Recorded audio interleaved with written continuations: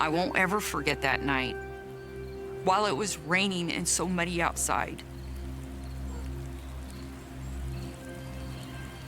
there was nothing that I wish more than to be able to go back in time so that nobody would lose their life over this situation. And I get how angry the victims' families are, you know. I get it all.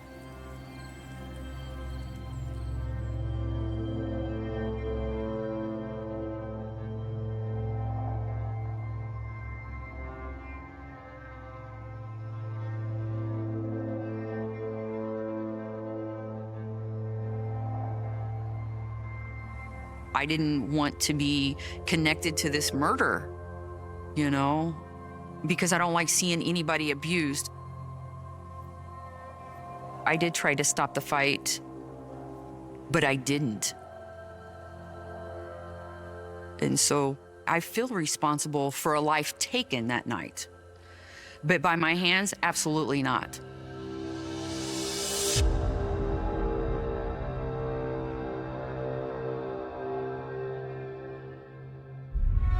I think we could all be dangerous people. People say you're a monster. I'm not sitting here saying I'm innocent. I just murdered some guy in cold blood.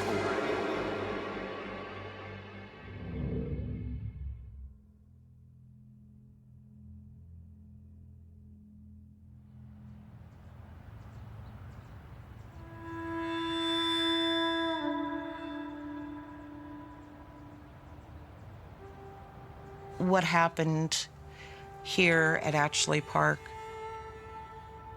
was horrifying. It was beyond brutal.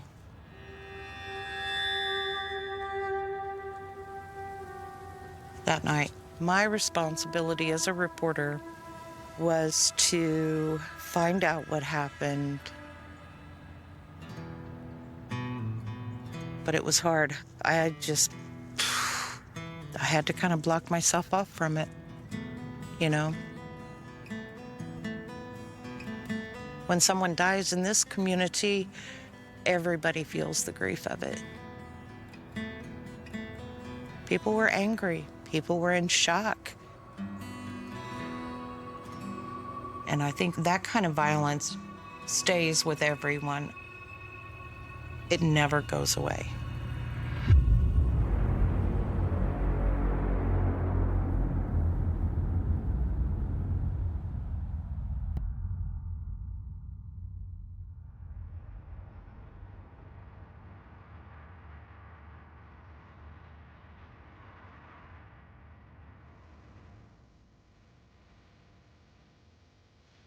Do I recollect and force myself to remember that night? Yeah, I live it every day.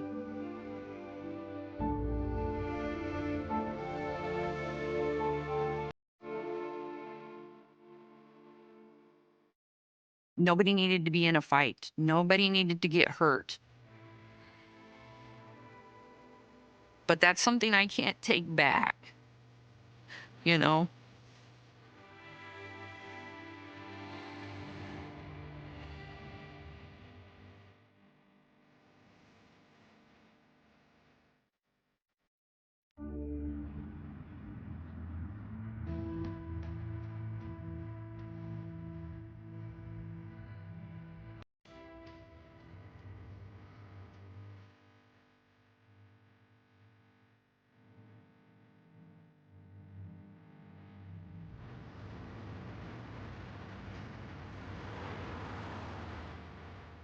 I was raised in Lebanon, Missouri, not Lebanon, Lebanon. It has a lot of churches, fast food places. It's a pretty laid back, quiet town. But my family was, I'm gonna have to use the word dysfunctional because my mom had been married a total of 5 times. So it was, you know, a lot of men coming in and out of my life.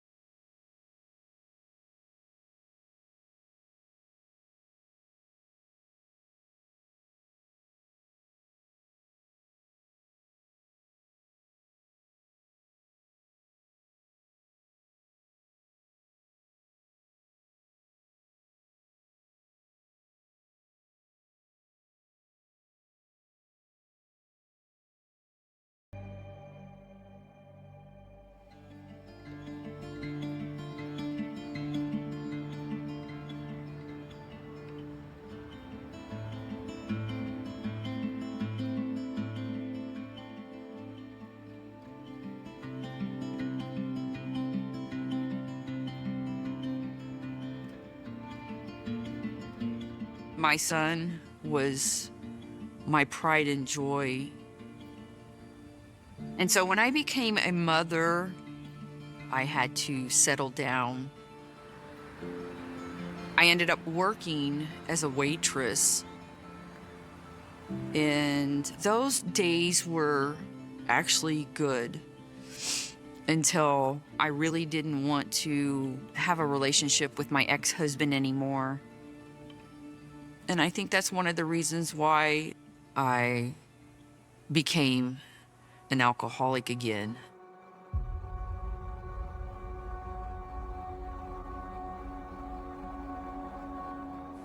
Finally, I couldn't take it anymore and I left for good. And then 4 years later, I had met Terry. And believe it or not, 16 days later after we met, we were married.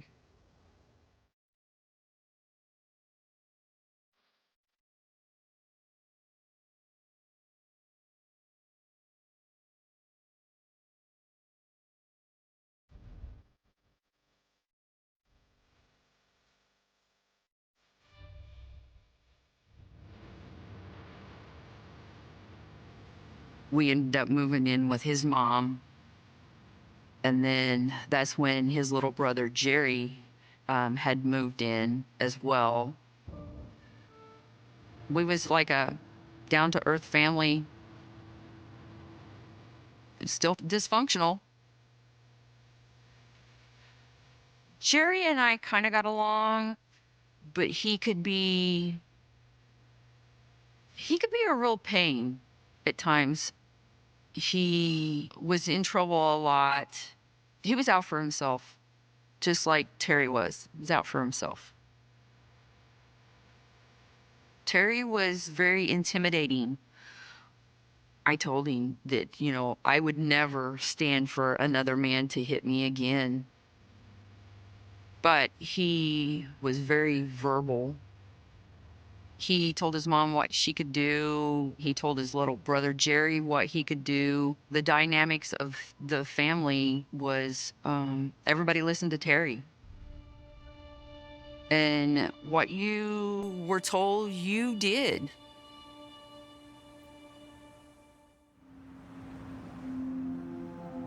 We were married for 11 years. Things started changing, deteriorating with us.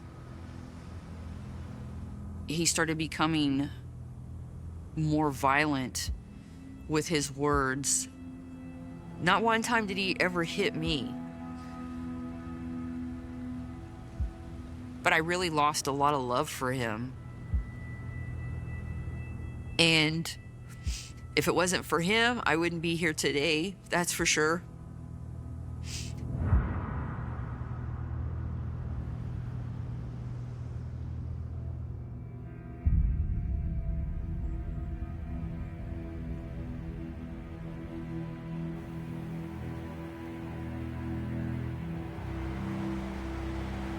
I was working at the bowling alley there in Lebanon, and I was at the front desk when I received a phone call that my mother-in-law was being harassed.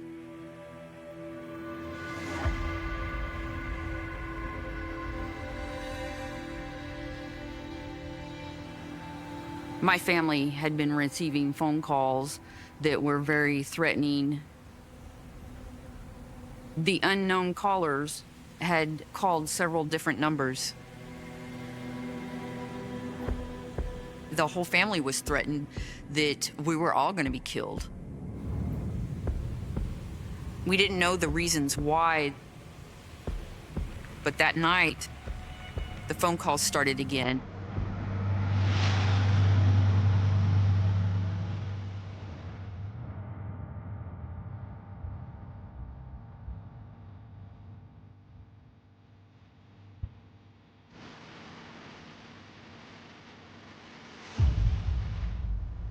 When I got home, my mother-in-law threw the phone at me, and she's like, "They're threatening me." And so I got on the phone, I'd never heard this voice before.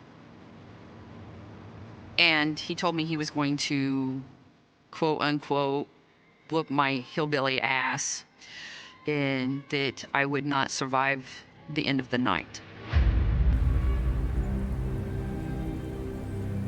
My mother-in-law, Sharon, was screaming and telling me that there was some kind of brawl, fight, whatever you want to call it, about to go down.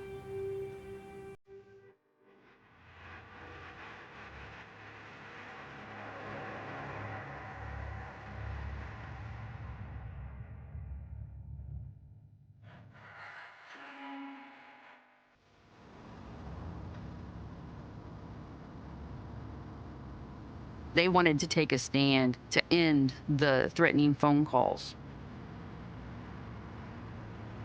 And that's when I found out my oldest child was being taken to the scene as a 15-year-old child. So I left to go get my child.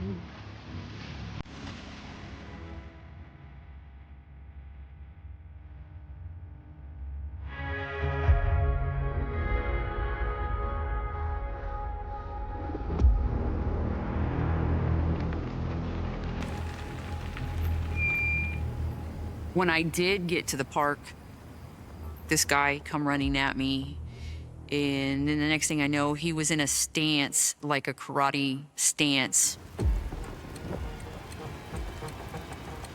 He had asked me, "Are you the one I was on the phone with?" And I said, "Yes." I said, "I'm that hillbilly that you're gonna whoop my ass." And that's when my husband, Terry, come out of nowhere and got into it with him. And he ended up somehow getting my husband in a chokehold. Next thing you know, my brother-in-law, Jerry, was hitting this man in the head with a baseball bat. Jerry went ballistic, crazy. And I kept telling him to stop, and he wouldn't stop. It was like he was a monster.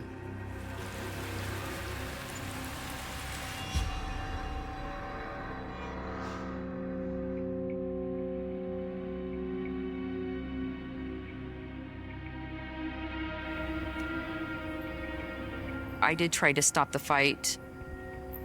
I was trying to pull Terry away, but being overpowered by men, and, you know, I can't do that as one person alone.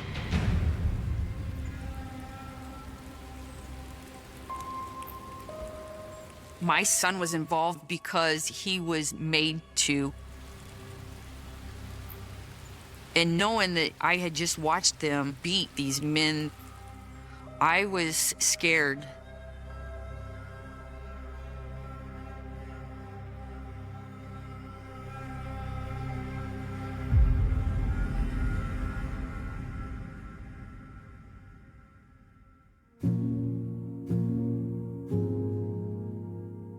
It's so horrific to even visualize how they were laying in that mud, you know, and blood all over them. We're gonna have to stop.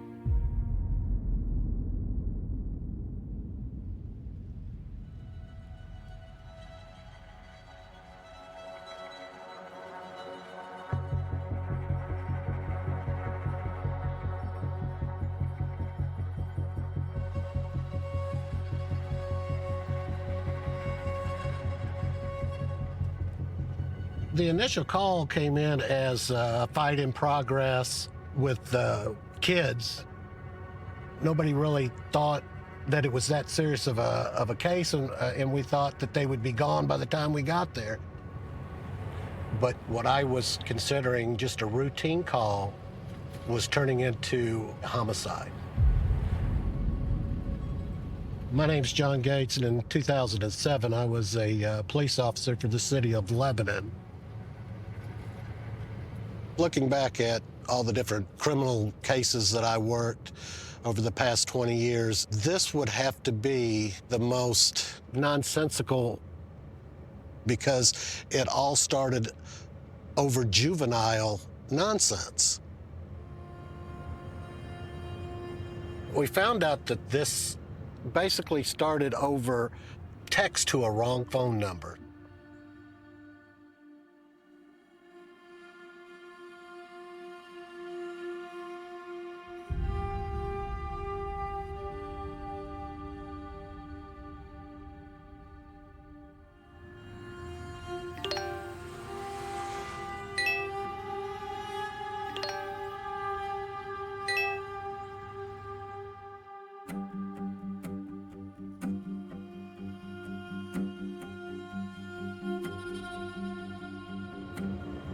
These texts kind of got out of hand.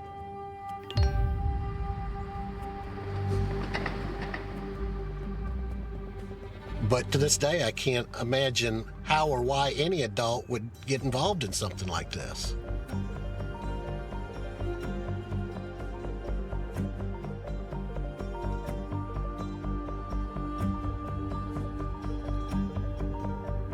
Both parties started threatening each other back and forth.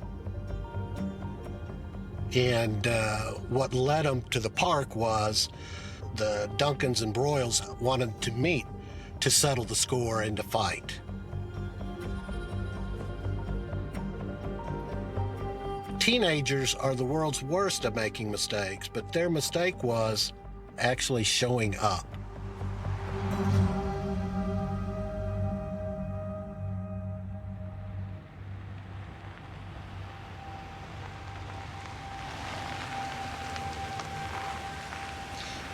That evening, as I drove in, I knew it wasn't just some fight between teenage kids. It was a very serious type assault.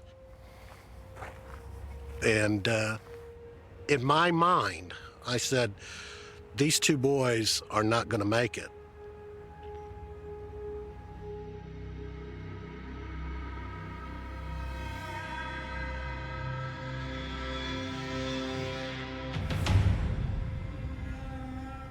As the investigation proceeded, we found out that as the boys were waiting here, the Duncans and Broyles drove up and hit Zachary with the car and knocked him to the ground. 4 people then jumped out of 2 different vehicles and commenced to hitting them in the head. Calling this a fight is definitely an understatement. This was a brutal, brutal beating.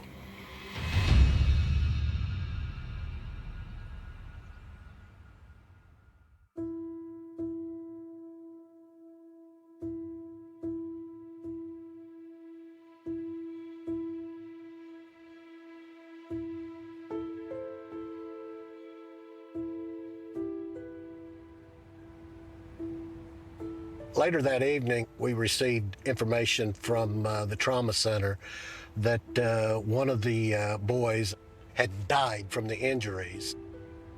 And we believed we had enough probable cause to go make an arrest. We knew we had a solid case, that the 3 males, Kimberly's husband, her brother-in-law, and her oldest son, was the one that carried out the actual assault. We believe Kimberly's oldest son was intimidated to participate in this crime. But as far as Kimberly, She did everything that made her a co-conspirator in this brutal assault.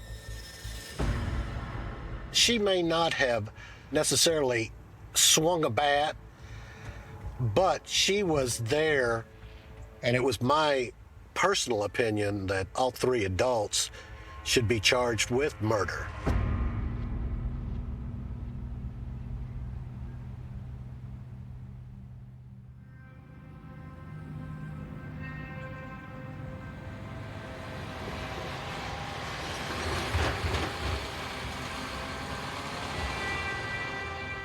Under Missouri law, a defendant can be held accountable for the actions of another. Jerry Broyles and Terry Duncan were the ones that were swinging the bat, swinging the tire iron. But they were all involved in a common activity. So Ms. Duncan was also charged with murder, and she was going to face that same penalty as the others involved in the action. My name is Christine Hudson, and I served as Associate Circuit Judge during the time these cases were filed. 4 people were actually charged with the events that occurred at Ashley Park. Jerry Broyles, Kimberly Duncan, her son, and Terry Duncan, her husband.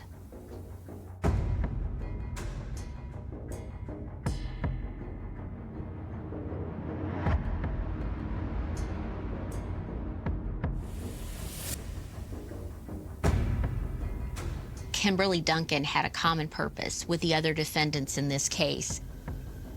She didn't stop anybody. She didn't put the brakes on. She didn't call 911. She didn't do anything to stop what those 2 defendants were doing.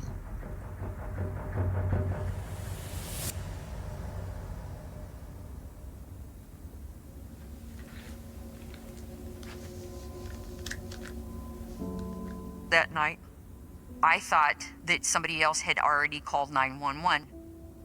And if I'd known nobody called 911 at that particular time, I would have been the first to call. I wasn't involved. I didn't physically hit anybody with a weapon. But I was charged with murder with first-degree assault with serious physical injury and armed criminal action. Do I think that's fair, in my own opinion? Absolutely not. I'm not responsible for somebody else's actions. I was just trying to find my oldest son.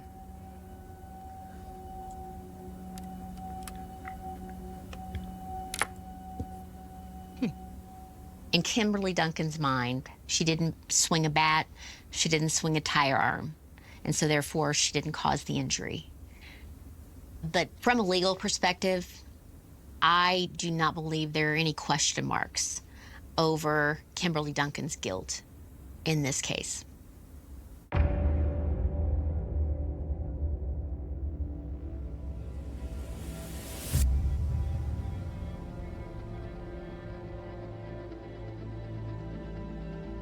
Ms. Duncan is, somehow thinking an injustice has been done, but she told law enforcement, I'm going there because there's going to be a fight. And she also told the police she was involved in the attack on Matthew.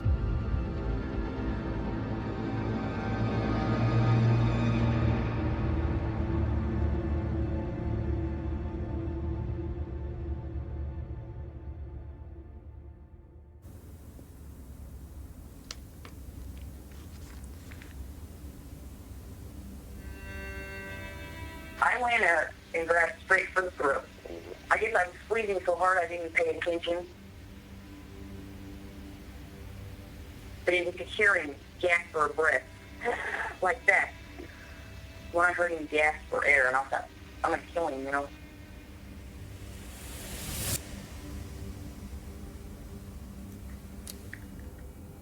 It's just absolutely horrific. She physically harmed those boys. And she literally chokes Matthew.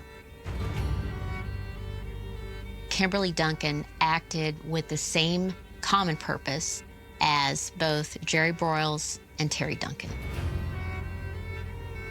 And in no way do I see that she's taking any kind of responsibility or being accountable for her actions.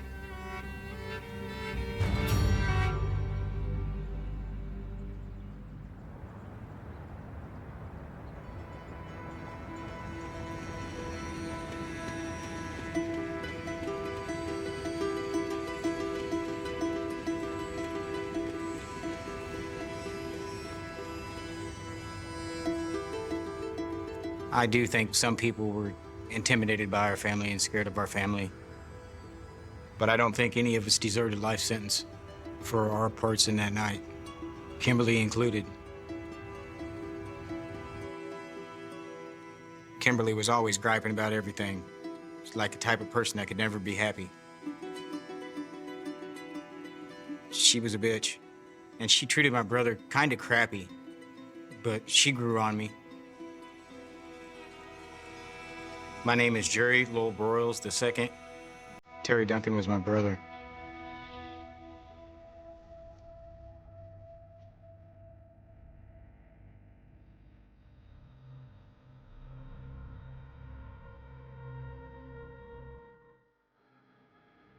That day, I didn't want to go. I don't know how we ended up at the park. I'd been drunk since that morning, and I'd been doing methamphetamine, so I know I wasn't thinking clearly. Initially, I called them and told them to leave my girlfriend alone. And that should have been it. They kept calling back and calling back. And when I got tired of telling them to stop calling, that's when I gave the phone to my brother Terry.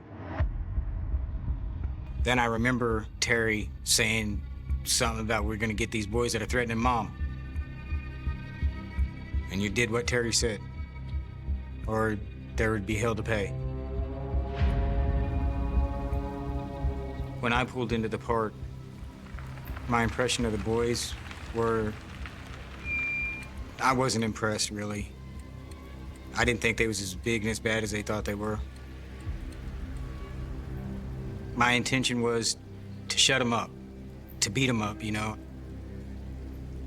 But it escalated from there, like it all happened so quick.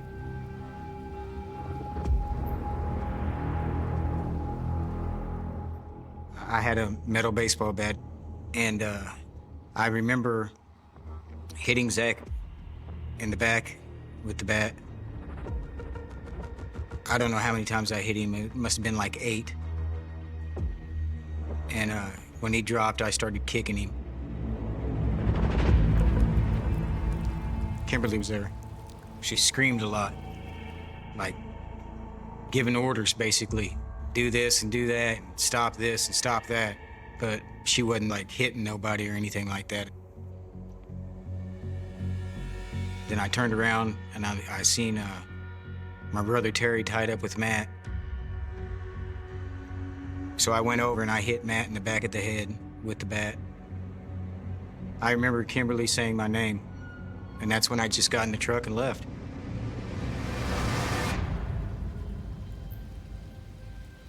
Nobody was meant to die. It was an accident. And I don't know if I was the one that killed him. Who's the most responsible person? I would have to say a lot of that would have to rest on my brother Terry. Because if he wouldn't have made us go, none of this would have happened. Terry was the leader of our family.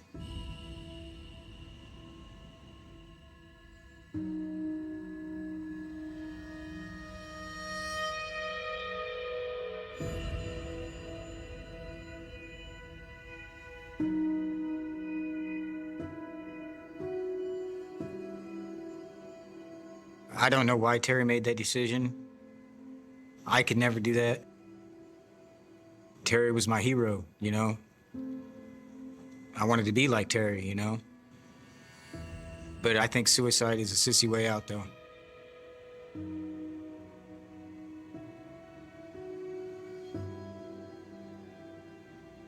I was additionally hoping to plead not guilty for murder. But when he committed suicide, I changed my plea to guilty because they was pushing for the death penalty. And they was, you're gonna get the death penalty or you're gonna die and blah, blah, blah. I was scared and took the plea.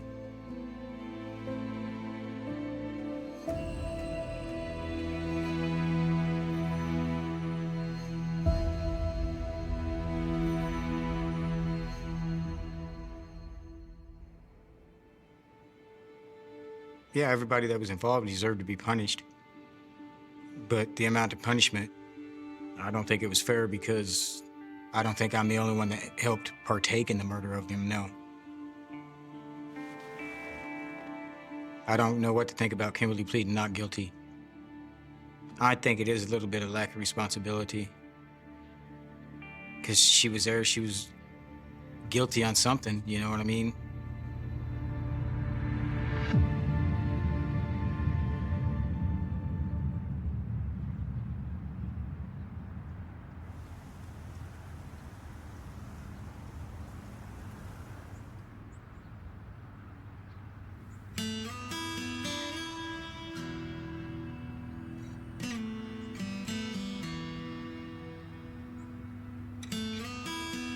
You can't live with hate in your heart.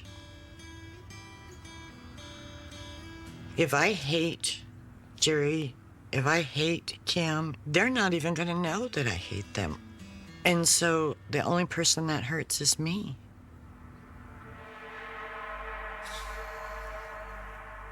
This is the beginning of Kimberly's trial. I'm Rebecca Hudson, and Matthew Bankston is my son.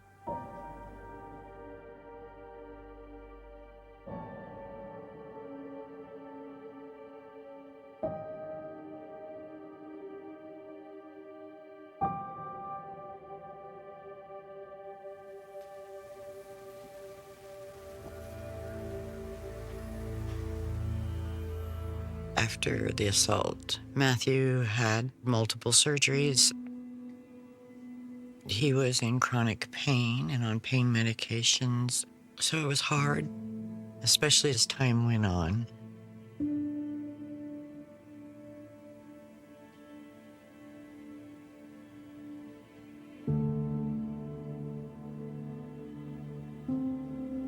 Every day was just, he had seizures and because of the brain injury. And on March 7th of 2013, Matthew had a seizure on his couch, and then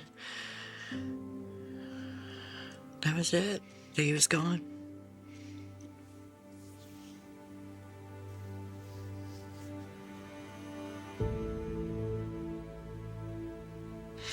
Matthew's passing was very, very hard on all of us.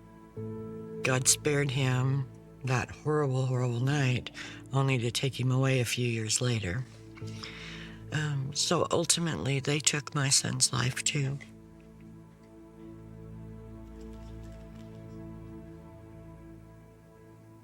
Whether they're remorseful or whether they take responsibility, I don't know. Obviously, Terry took his own life. Jerry took a plea deal in hopes of just not having the death penalty. Kimberly, I don't think she ever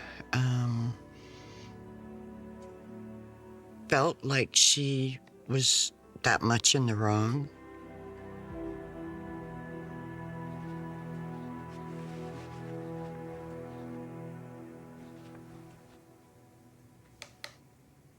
I won't ever forget that day. That night, it's so horrific to even visualize how they were laying in that mud and, blood all over them.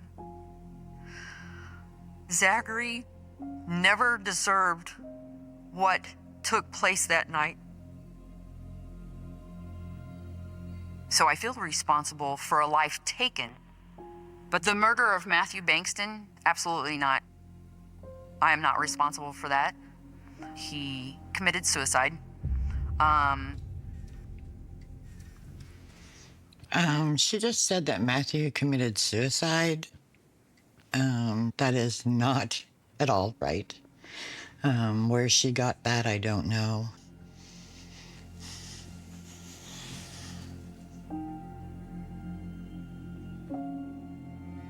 His seizures were a direct result of the assault, and she is responsible. I think she's remorseful that she's being punished. I just do not believe that she's remorseful for what she did.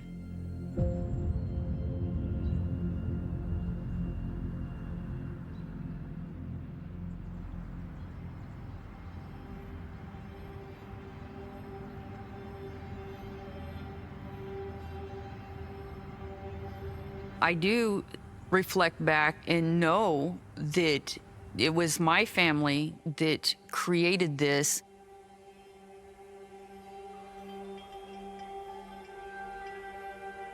We made a mistake, and it should have never happened. But sitting here as long as I have in prison, I strongly believe that I do deserve a lesser sentence.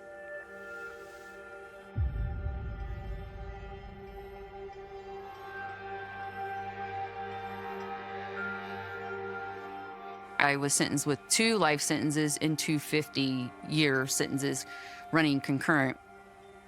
You know, do I believe it's disproportioned? Absolutely. I've been in the system for years of filing appeals and stuff, but with the word life, I can be here until I die. Calling this a fight is definitely an understatement.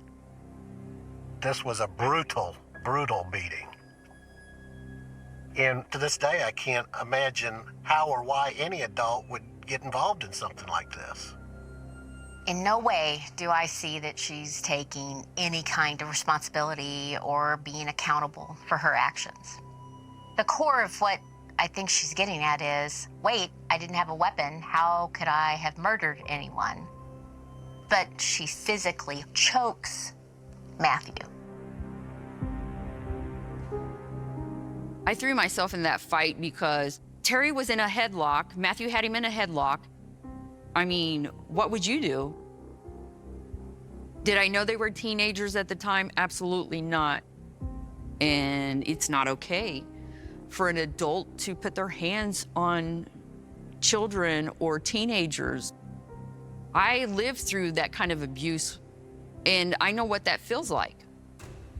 But is it okay that a teenager put their hands on an adult or a child too? No.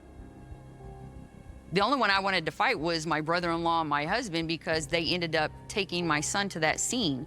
I didn't know that there was gonna be a murder. So how am I responsible for somebody else's actions when I'm not the mind reader?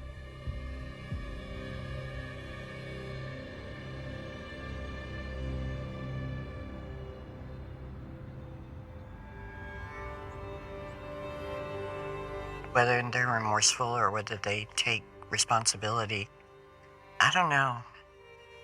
Obviously, Terry took his own life, and Jerry took a plea deal. Kimberly, I don't think she ever felt like she was that much in the wrong.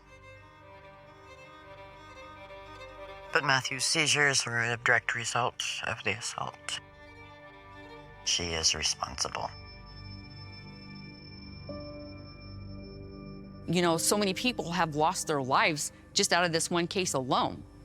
And he's one of them. And am I sorry for that? Absolutely. But Matthew's death was almost 6 years later after the crime. So for me to be totally responsible, no, not for his death.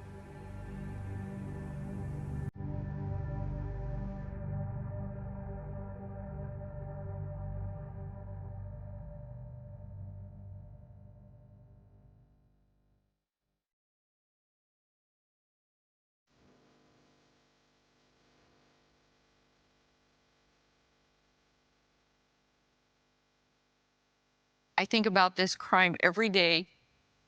Why? To relive what I went through. And what I've learned out of this is control yourself. Don't put your hands on other people. And communicate. I can't ever repay back what was lost.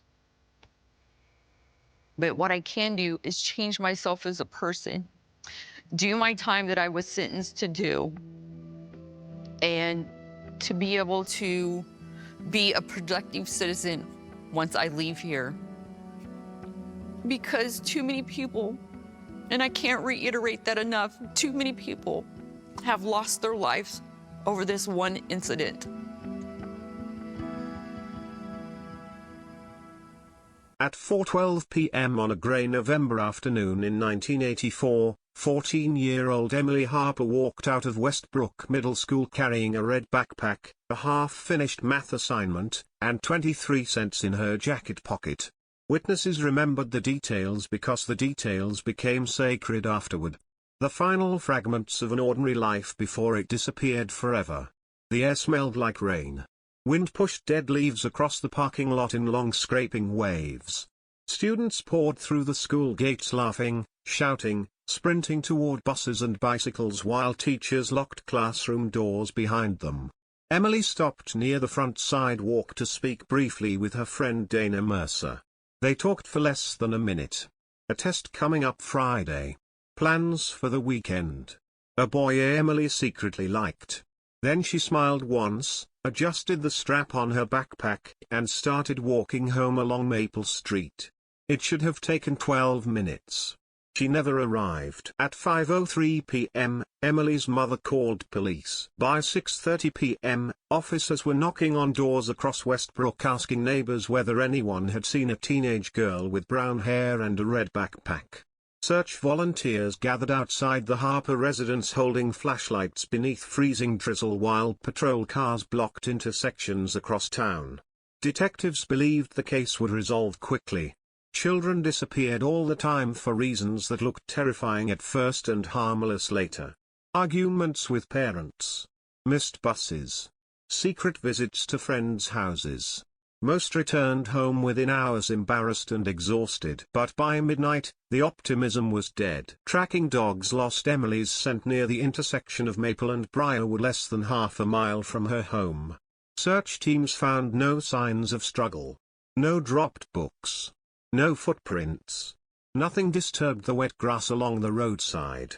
It looked as though the teenager simply dissolved into cold evening air. Helicopters arrived shortly after sunrise. Television crews followed by noon. By the third day, Westbrook transformed completely. Parents stopped allowing children outside alone. Hardware stores sold out of locks, floodlights, and baseball bats. Church groups organized mass prayer circles while volunteers searched abandoned barns and drainage ditches surrounding town. Hundreds of people marched through frozen woods shouting Emily's name into darkness until their voices cracked from exhaustion. Nothing answered back. Detective Leonard Graves stood at the center of the chaos from the beginning. 32 years old. Newly promoted. Sharp suit. Sharp instincts. The kind of detective who still believed hard work solved impossible cases. Graves interviewed classmates for 18 straight hours after the disappearance while rain hammered against school windows outside. Most children remembered nothing useful. Emily seemed normal that afternoon. Happy even. But 3 separate students mentioned one detail investigators could not ignore. A dark-colored sedan parked near the school shortly before dismissal. One student thought the driver was smoking. Another claimed Emily glanced toward the car before leaving campus. A third insisted she saw Emily speaking briefly to someone inside the vehicle. Not frightened, not forced. Familiar. That detail poisoned the investigation immediately, because children rarely enter strangers' vehicles calmly in broad daylight. Which meant one possibility terrified detectives more than anything else. Emily Harper may have known whoever took her. Westbrook became a pressure cooker overnight. Rumors spread faster than facts. A drifter seen outside the grocery store. A teacher accused anonymously during a radio call. Satanic cults supposedly operating in nearby forests. Every frightened imagination inside town produced another suspect. Detectives chased hundreds of leads simultaneously while national media transformed Emily's face into a symbol of suburban terror. Her photograph appeared everywhere. Milk cartons, telephone poles, front page headlines. Westbrook girl vanishes without trace. Mystery deepens in schoolgirl disappearance. Police fear abduction. The Harper family collapsed beneath the attention. Emily's mother barely slept. Her father stopped shaving, stopped eating properly, stopped speaking in complete sentences. Reporters camped permanently outside their house hoping to capture emotional footage. Strangers mailed psychic predictions and ransom theories to their front door. Every ringing telephone sounded like potential salvation for a few horrible seconds before becoming disappointment again. Then came the anonymous call. 7 days after Emily vanished, dispatch operators received a collect call from a roadside payphone 20 miles outside Westbrook. The caller whispered only 6 words before disconnecting. "She's cold. She can't come home." Police traced the location within minutes. Nothing. No fingerprints. No witnesses. No Emily. The call destroyed what remained of the town's hope. Winter settled hard across Westbrook afterward. Frozen ponds.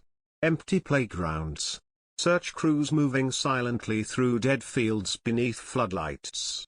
Detective Graves practically lived inside the investigation headquarters by December.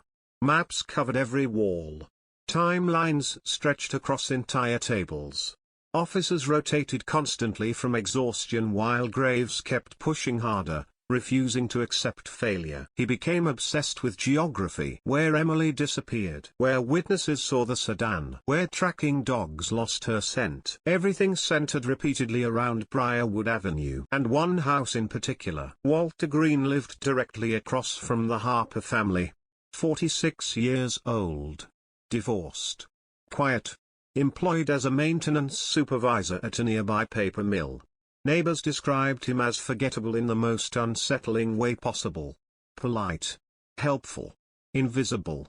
The kind of man who waved during barbecues and shoveled sidewalks for elderly residents without attracting attention. Green joined search parties immediately after Emily vanished. He distributed missing person flyers. Comforted Emily's mother publicly while cameras recorded outside the family home. He even allowed police to search his garage voluntarily during the first week. Nothing suspicious surfaced. No criminal record. No violence. No reason for deeper scrutiny. Yet Graves never felt comfortable around him. During interviews, Green remained too calm, too measured.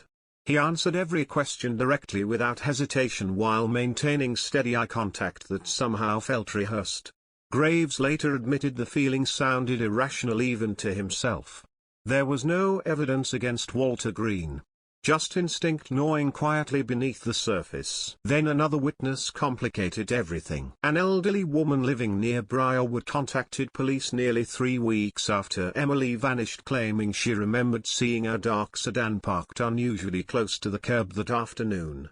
She could not identify the driver clearly, but she remembered one strange detail vividly. The vehicle looked exactly like Walter Green's car. Detectives verified Green owned a dark blue 1979 Chevrolet Malibu. Common model. Nothing unique. Still, Graves requested another interview. Green cooperated immediately. Again, he explained he finished work early that afternoon due to mechanical issues at the mill, returned home briefly around 3:45 p.m., then left again to buy cigarettes and groceries before evening. Store receipts partially confirmed the timeline. Witnesses recalled seeing him at the market shortly after 5 p.m. Enough uncertainty remained to prevent further action. The investigation stalled slowly after that. Weeks became months. Months became years. No body surfaced. No confirmed sightings emerged. Emily Harper simply remained missing. And Westbrook never recovered completely. Children grew up differently afterward. Parents became suspicious of strangers, suspicious of neighbors, suspicious of silence itself. Every unexplained noise after dark carried new meaning. The Harper house turned into something almost sacred inside town mythology. Emily's bedroom remained untouched year after year. pink blanket folded neatly across the bed. School books stacked beside the desk. A life paused mid-sentence waiting for someone to press play again. Detective Graves carried the case personally long after public attention faded. His marriage deteriorated under the weight of obsession. Friends stopped inviting him places because conversations always returned toward Emily eventually. He reread witness statements endlessly searching for inconsistencies everyone else missed. And always, eventually, his attention circled back toward Walter Green, the quiet neighbor, the man nobody suspected. In 1989, another girl disappeared 30 miles away. 13-year-old Kelly Moran vanished while biking home from a swimming pool. The similarities reignited panic instantly. Young female victim. Quiet suburban area. Sudden disappearance in daylight. Federal investigators joined the hunt believing a serial predator might be operating across county lines. But 11 days later, Kelly's body was discovered in woodland outside state borders. A convicted drifter eventually confessed after arrest in Missouri. Forensic evidence matched. Details aligned. Case closed. Most detectives believed the Harper mystery probably connected loosely somehow. Graves disagreed immediately. The methods felt wrong. The psychology felt wrong. And Kelly Moran's killer had no known connection to Westbrook in 1984. But Walter Green did. Years rolled forward relentlessly. Detectives retired. Evidence degraded. Witness memories blurred into uncertainty. Emily's father died in 1998 without learning what happened to his daughter. Her mother continued giving interviews every anniversary begging someone, anyone, to come forward before time erased the truth forever. Nobody did. Until March 2023, a young forensic analyst named Rebecca Torres reopened old evidence boxes scheduled for permanent digital archiving. Most contained little value anymore. Degraded fibers. Old photographs. Soil samples impossible to test properly decades earlier. Then Torres found a sealed envelope marked Harper, miscellaneous trace evidence. Inside rested a single strand of hair recovered from Emily Harper's backpack the night she vanished. Tiny, almost invisible. But unlike most evidence from 1984, the root remained attached. Modern DNA extraction techniques could potentially build a profile from material investigators decades earlier considered useless. Torres submitted the sample quietly expecting nothing. 3 weeks later, the laboratory called back with a partial male DNA profile. And when genealogical investigators uploaded the sequence searching for familial connections, one name surfaced almost immediately from inside Westbrook County. Walter Green's nephew. The DNA result hit the Westbrook Sheriff's Department like a bomb buried for 39 years, finally detonating beneath the floorboards. Detectives who had never even heard Emily Harper's name suddenly crowded inside briefing rooms studying faded photographs from 1984 while reporters gathered outside headquarters after rumors leaked online overnight. A partial male DNA profile recovered from a single strand of hair found inside Emily's backpack had produced a genealogical connection leading directly toward the family of Walter Green, the quiet neighbor who helped search for Emily the week she vanished. Detective Leonard Graves received the phone call at 6:14 a.m. For nearly 10 seconds after hearing the news, he said nothing. Then he sat down slowly at his kitchen table and started crying. Not from relief, from terror. Because the name he spent decades unable to forget had suddenly resurfaced from the dead center of the case. By noon, cold case investigators reopened every archived file connected to Walter Green. Dust-covered boxes filled entire conference rooms inside county headquarters. Old interview tapes. Property maps. Witness statements. Employment records. Graves arrived carrying binders from his personal basement archive investigators jokingly referred to for years as the Shrine. Except nobody laughed anymore. Now they listened. And Graves finally understood why his instincts never let go. The original DNA sequence did not identify Walter Green directly. The sample was degraded badly after nearly 4 decades inside evidence storage.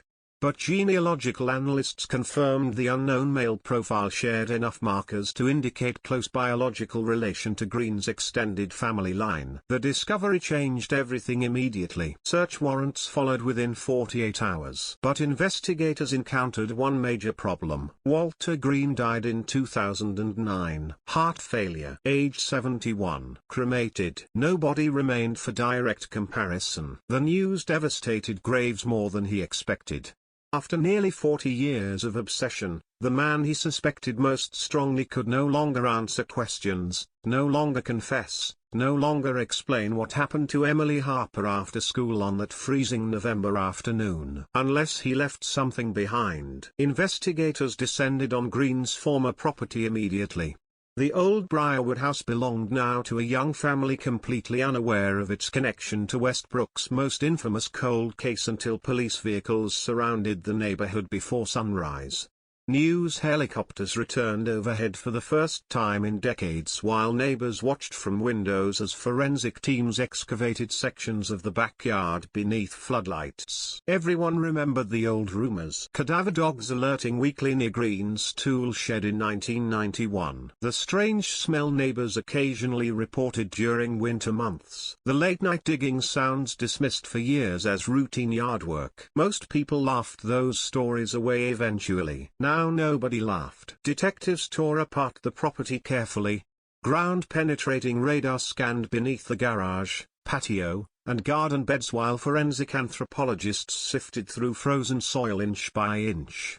Reporters described the scene like a ghost resurrecting itself from beneath suburban grass. Then investigators found the first disturbing detail. Beneath old concrete flooring inside the demolished remains of Green's original backyard shed, technicians uncovered traces of human blood embedded deep within wood fibers preserved from the mid-1980s. Too degraded initially for identification, but enough to intensify the nightmare. The town exploded emotionally. Former classmates of Emily Harper appeared on national television describing the fear that shaped their entire childhoods.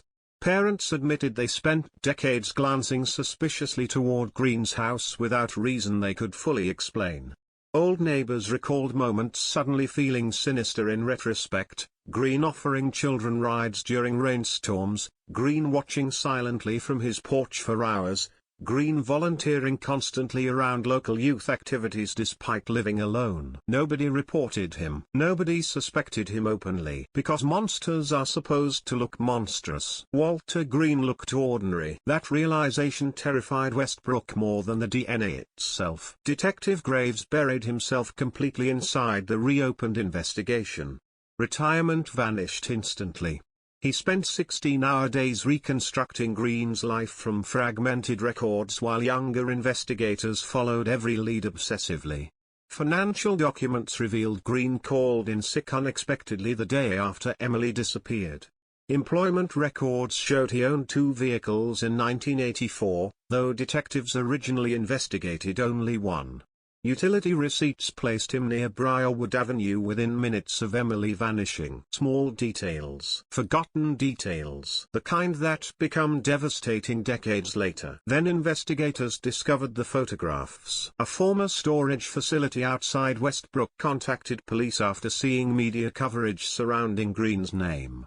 Records showed Walter Green rented a small unit there from 1982 until shortly before his death in 2009.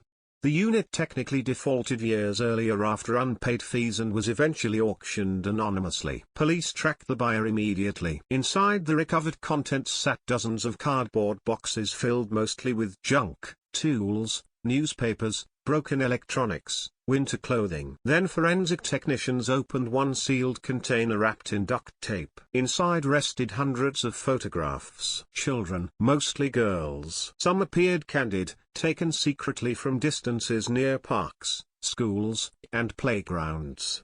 Others showed children exiting school buses or walking home alone. Dates scrawled across the backs stretched from the late 70s through the mid-90s. And among them investigators found 3 photographs of Emily Harper taken before she disappeared. One image stopped everyone cold. Emily walking out of Westbrook Middle School approximately 1 week before her disappearance, Completely unaware, someone photographed her from inside a parked vehicle across the street. The angle matched witness descriptions from 1984 exactly. Graves physically shook holding the photograph, because suddenly the mystery no longer felt theoretical. Someone watched Emily, planned around her, followed her. The investigation accelerated violently after that. FBI profilers joined the case, believing Green likely committed additional crimes never connected publicly during his lifetime. Detectives cross-referenced missing children reports statewide against Green's employment travel records. Several cases aligned disturbingly well. Then came another discovery. Hidden beneath false bottoms inside 2 storage boxes, investigators found journals, not diaries, observation logs. Green documented routines obsessively. Children's schedules, walking routes, parent work hours, descriptions of neighborhoods and blind spots near schools. Cold, methodical, predatory. One passage written in October 1984 mentioned the Harper girl directly. Trust developing naturally, the entry read. No visible fear response anymore. Detectives stared at the sentence in horror. Emily knew him. The realization explained the witnesses who described her appearing calm beside the vehicle after school. Walter Green was not a stranger. He was the quiet neighbor living across the street for nearly a decade. The man who smiled at barbecues. The man helping search parties days later while Emily's parents collapsed emotionally beside him. And somehow the horror deepened further, because despite the journals, despite the photographs, despite the DNA connection, investigators still lacked one thing desperately needed after 39 years. Emily Harper herself. No body, no confirmed murder scene, no direct forensic proof Green killed her. Legally, everything remained circumstantial. Then Rebecca Torres made another breakthrough. Advanced testing on blood traces recovered beneath Green's old shed produced mitochondrial DNA consistent with Emily Harper's maternal line. The odds of coincidence became astronomical. Westbrook erupted again. National news channels interrupted broadcasts for updates. DNA links dead neighbor to 1984 disappearance, screamed headlines while former residents flooded social media sharing memories about Green. Some defended him fiercely.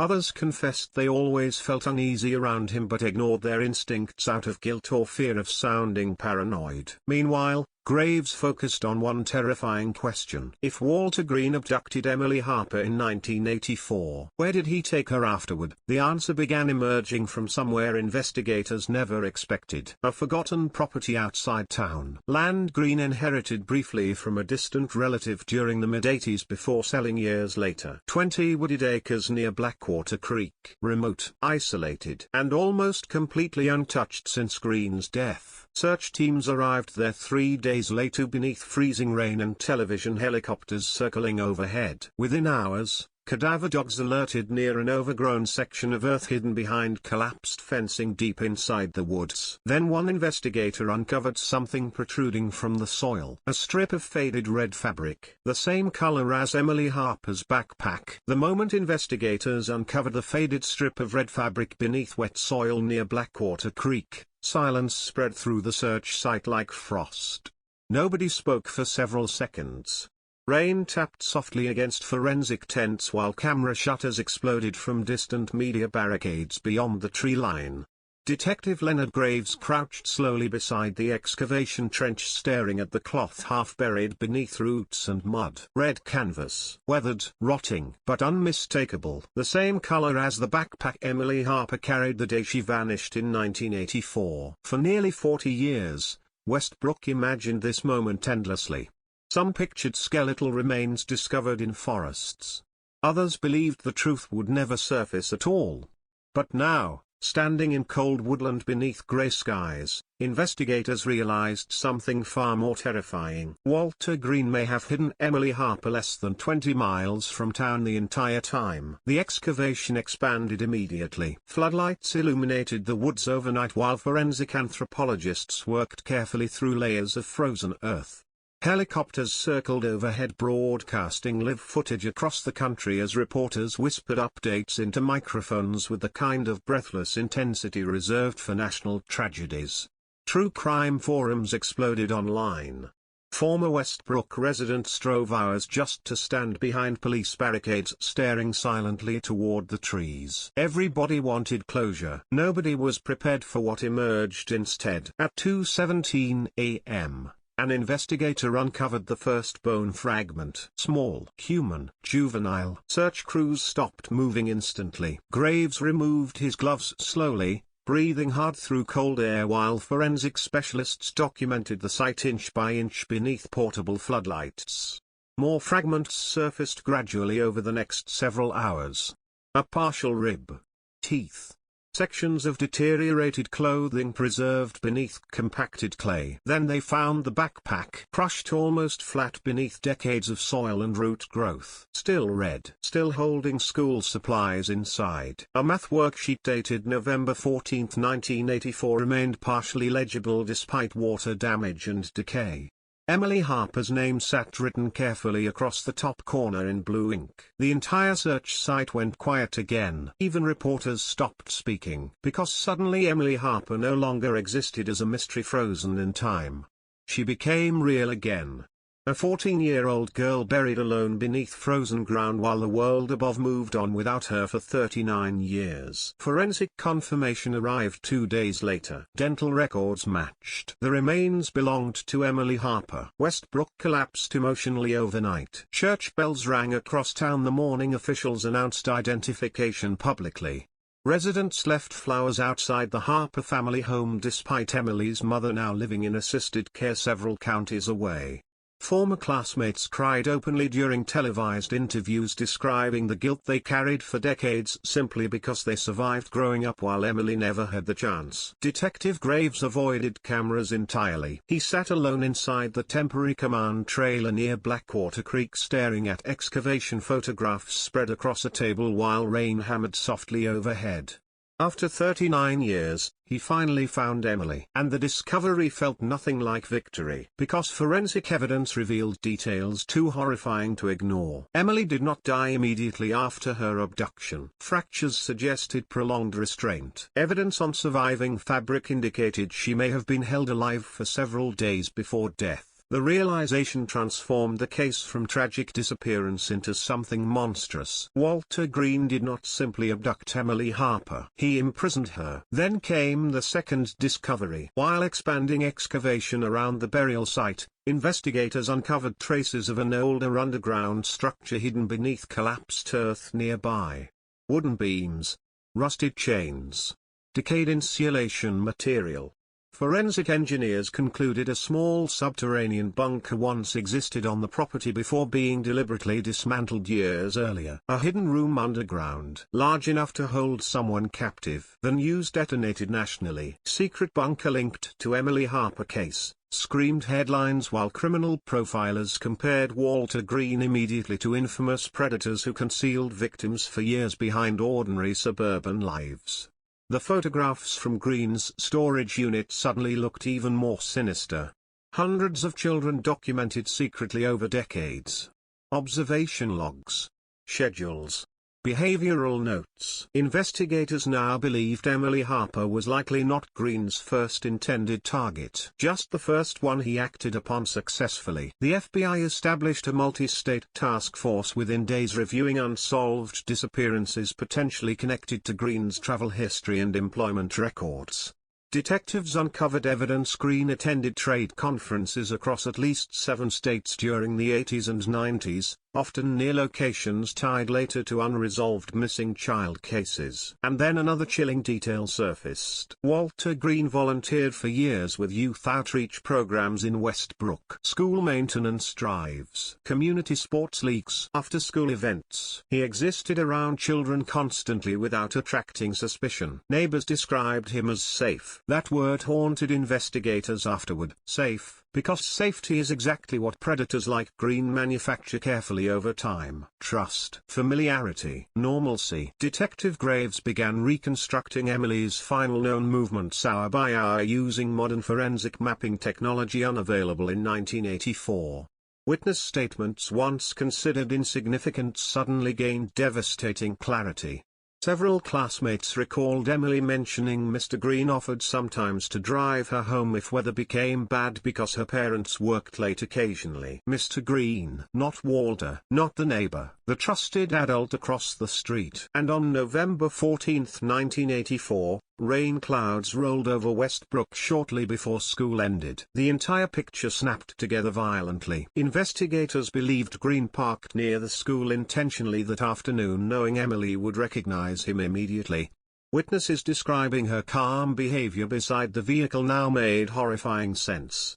She likely entered willingly, believing a familiar neighbor offered her a ride home. She never made it past Briarwood Avenue alive. Then forensic analysts uncovered perhaps the darkest discovery yet. DNA recovered from the bunker site included traces from at least 2 unidentified female contributors unrelated to Emily Harper. The search widened instantly. Cadaver dogs returned. Ground radar expanded across the entire Blackwater Creek property. And beneath another section of earth approximately 60 yards from Emily's grave, investigators found a second burial site. Older, poorly preserved female remains. Teenage. Nobody recognized the victim immediately. The possibility froze Westbrook in collective terror again. If Walter Green buried another girl beside Emily Harper, then the quiet neighbor living across the street from the town's most famous missing child may have been killing long before 1984 or after. Forensic reconstruction teams worked non-stop while reporters camped permanently outside the county morgue awaiting updates.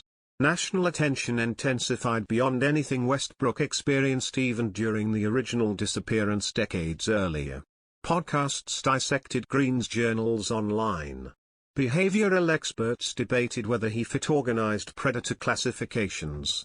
Former classmates revisited memories publicly, searching for overlooked warning signs. Everyone asked the same question: how could a monster live quietly among them for decades unnoticed? But Graves understood the answer already. Because predators rarely appear monstrous from the outside. Walter Green paid taxes, held steady employment, attended church occasionally, helped neighbors repair fences after storms. The mask mattered more than violence itself. Then another witness emerged unexpectedly. 78-year-old Ruth Callahan contacted investigators after seeing television coverage surrounding Blackwater Creek.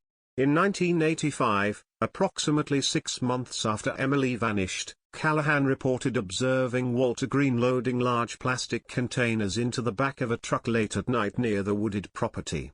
Detectives interviewed her originally but dismissed the sighting as irrelevant because Green claimed he was cleaning storm debris from the land. One detail haunted her ever since. She remembered hearing what sounded like crying, very faint, coming from underground. Detectives reopened the excavation immediately. And 48 hours later, beneath collapsed concrete near the remains of the underground bunker, investigators discovered a hidden crawl space sealed deliberately decades earlier. Inside lay children's clothing, handcuffs, old cassette tapes, and dozens of Polaroid photographs documenting Emily Harper alive after her disappearance. The final image showed her staring directly into the camera with terror filling her eyes. Time-stamped November 17, 1984, 3 days after she vanished. The Polaroid destroyed everyone who saw it. Investigators described the experience later like staring through a crack in time directly into Emily Harper's final moments.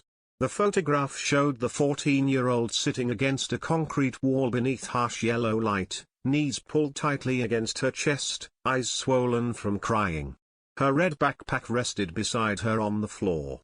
The timestamp burned across the lower corner in faded orange numbers. November 17, 1984. 3 days after she vanished. For 39 years, Westbrook imagined Emily dead almost immediately after leaving school.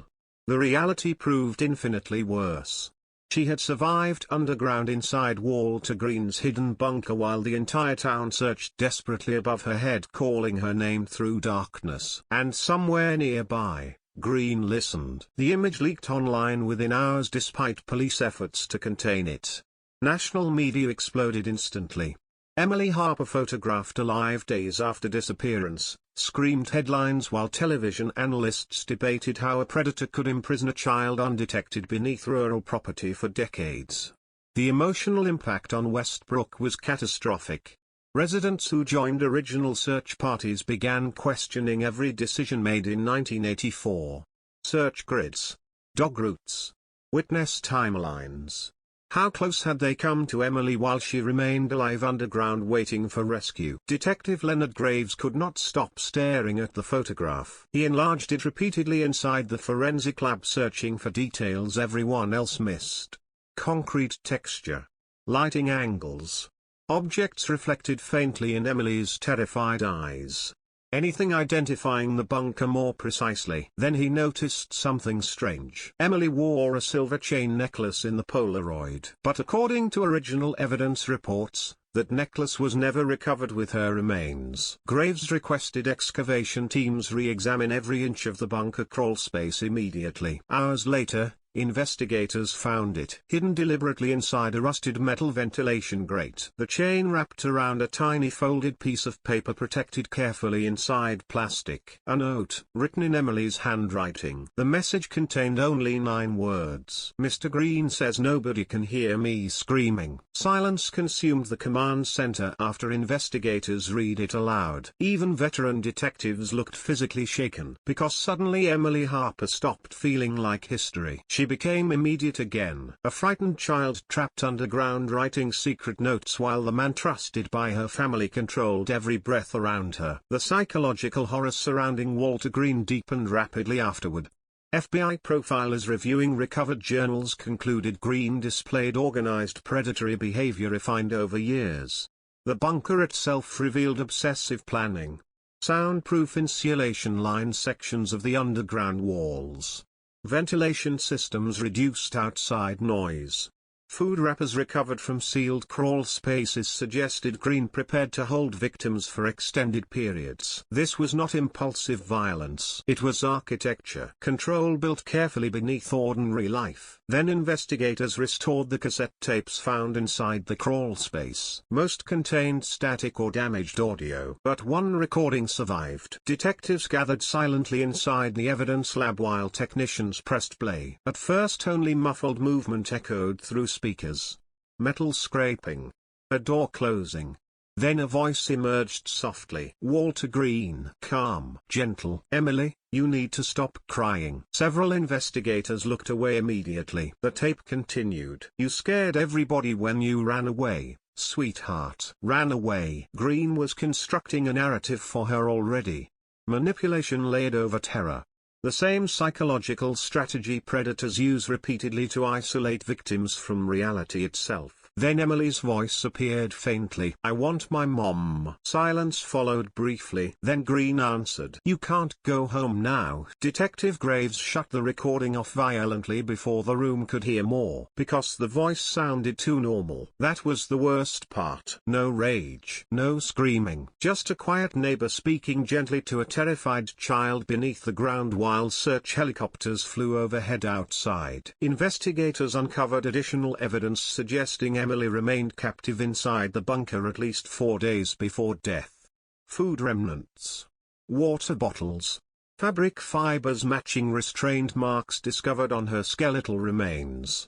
Forensic anthropologists concluded she likely died from blunt force trauma combined with asphyxiation. Murder, not accident, not panic. Deliberate killing. And Walter Green walked free afterward for another 25 years. Westbrook erupted in grief and fury simultaneously. Residents demanded answers from retired investigators, former prosecutors, anyone connected to the original case. Why was Green overlooked? Why were witness statements dismissed? Why did cadaver dogs alert near his property years earlier without further excavation? The truth hurt because it was painfully simple. There was never enough evidence. Only instincts. And instincts do not survive courtrooms. Then another revelation surfaced from Green's journals. One entry dated December 1984 referenced the girl near Ashford County, followed by coordinates investigators traced toward Woodland nearly 60 miles away. Search teams moved immediately. Within 3 days, they uncovered human remains. Female, teenage, buried beneath shallow earth beside an abandoned logging road. Dental records identified her as Lisa Moreno, 15 years old. missing since 1982, 2 years before Emily Harper vanished. The entire investigation changed shape instantly. Walter Green was not simply Emily's killer. He was potentially a serial predator operating undetected for decades. And suddenly every unsolved disappearance near Westbrook became suspect again. The FBI assembled a behavioral timeline stretching across Green's adult life. The pattern emerging looked horrifyingly consistent. Isolated teenage girls. Familiar environments. Minimal public violence. Careful disposal methods. Long cooling off periods between attacks. A hidden predator living invisibly among ordinary people. Meanwhile, Graves kept returning mentally toward one impossible question. If Walter Green documented everything so obsessively, why leave Emily's note hidden inside the ventilation grate? The answer arrived unexpectedly through forensic linguistics. Analysts examining Green's journals noticed repetitive phrases connected to obedience, trust, and gratitude. Green viewed himself not merely as a captor, but as a caretaker. A savior figure. Investigators believed he likely forced Emily to write messages or rehearse explanations supporting runaway theories. But Emily resisted. The hidden note represented rebellion. Proof she understood exactly who he was. And perhaps proof she believed someone eventually would find her. That realization shattered Graves emotionally. Because Emily spent her final days trying desperately to leave evidence behind while investigators above ground failed repeatedly to reach her. Then came another catastrophic discovery. Forensic analysts matched fibers recovered from Lisa Moreno's burial site to carpeting found inside Walter Green's second vehicle, the one detectives barely investigated in 1984 because records surrounding ownership became lost during clerical restructuring years later. Green owned a dark brown station wagon in addition to the blue sedan witnesses described near Emily's school. The station wagon disappeared shortly after Emily vanished. Sold privately, never recovered. Investigators launched a nationwide search through DMV archives, salvage databases, and junkyard records. 2 weeks later, the vehicle surfaced in pieces inside a scrapyard outside Tulsa, Oklahoma. Crushed decades earlier, but not completely destroyed. Forensic technicians extracted trace evidence from surviving interior fragments using modern chemical enhancement methods unavailable during the 80s. Blood, human, female. DNA matched Emily Harper. And mixed beside it sat another unidentified profile. Male. Not Walter Green. The discovery stopped the investigation cold, because suddenly one terrifying possibility emerged from the shadows. Walter Green may not have acted alone. The unidentified male DNA recovered from Walter Green's crushed station wagon changed the entire investigation overnight. Until that moment, detectives believed they finally understood the nightmare haunting Westbrook for nearly 4 decades, a quiet predator living behind ordinary suburban walls, hunting vulnerable girls while hiding beneath the camouflage of normal life. But the second male profile shattered that certainty immediately, because now there was another possibility. Someone helped him. The FBI sealed portions of the investigation within hours while forensic analysts worked non-stop comparing the unknown profile against national databases. Detectives reopened every witness statement from 1984 searching for overlooked references to additional suspects. News channels erupted instantly after leaked reports suggested Emily Harper's killer may not have operated alone. The reaction inside Westbrook bordered on panic. People started remembering things differently. A second vehicle near the school. Another man helping during search parties. Strange late-night activity around Green's property involving unidentified visitors. Memory became unstable under fear. And Detective Leonard Graves knew that made the truth even harder to separate from hysteria. Still, one detail refused to leave his mind. Walter Green was not charismatic, not dominant, not socially skilled enough to manipulate complex operations involving abducting children and maintaining hidden underground spaces entirely alone without mistakes over decades. Yet somehow he succeeded repeatedly. Unless someone supported him quietly from the background. Investigators traced the unidentified DNA through advanced genealogical sequencing over the next several days. The profile was incomplete but strong enough to establish distant biological relationships. Analysts constructed massive family trees stretching across multiple states searching for possible matches connected to Green historically. Then one name surfaced repeatedly near the center. Thomas Bennett, former contractor, former military engineer, lived less than 8 miles from Walter Green during the early 80s. And most importantly, Bennett helped construct underground storm shelters throughout Westbrook County during the late 70s, including structures near Blackwater Creek. Detective Graves felt physically sick reading the report, because suddenly the bunker beneath Green's property made horrifying sense. Walter Green lacked engineering experience entirely. But Thomas Bennett specialized specifically in reinforced underground installations. The FBI moved fast. Too fast. By the time investigators reached Bennett's last known address outside Phoenix, Arizona, they discovered he died in 2011 from a liver disease. Cremated. No surviving body. Another dead end wrapped in ashes. But unlike Green, Bennett left extensive records behind. Blueprints, construction invoices, private notebooks, and hidden among storage boxes inside Bennett's former workshop, investigators uncovered photographs linking him directly to Walter Green across nearly 15 years. Fishing trips, barbecues, camping weekends. The two men were close friends, closer than anyone realized publicly. Then came the photograph that froze the entire task force, taken summer 1983, 1 year before Emily vanished. Walter Green and Thomas Bennett stood smiling beside the partially excavated bunker site at Blackwater Creek while holding beers in their hands like proud homeowners building a vacation cabin. The underground prison already existed before Emily Harper disappeared. That revelation detonated through the investigation because it proved planning, premeditation stretching back years. The bunker was never spontaneous. It was purpose-built. And if Green and Bennett constructed it together, investigators feared they may have intended from the beginning to use it for abducting children. Then forensic teams made another devastating discovery inside restored evidence recovered from the bunker crawl space. Fingerprints, latent prints preserved chemically on old cassette tapes and food containers matched Thomas Bennett directly. He had been underground with Emily. Westbrook's fear transformed into horror again. Parents who survived the 80s remembered Bennett instantly. Friendly. Helpful. The kind of older man who fixed bicycles for neighborhood kids and volunteered during local sports events. He attended church regularly. Hosted summer cookouts. Nothing about him triggered suspicion. Just like Walter Green. That realization poisoned the town completely, because now every memory felt contaminated. Every smiling neighbor became suspect in retrospect. Meanwhile, Graves focused obsessively on reconstructing Emily's captivity inside the bunker. Restored audio tapes revealed more disturbing details gradually over time. Bennett's voice appeared briefly on one damaged recording discussing keeping the girl calm.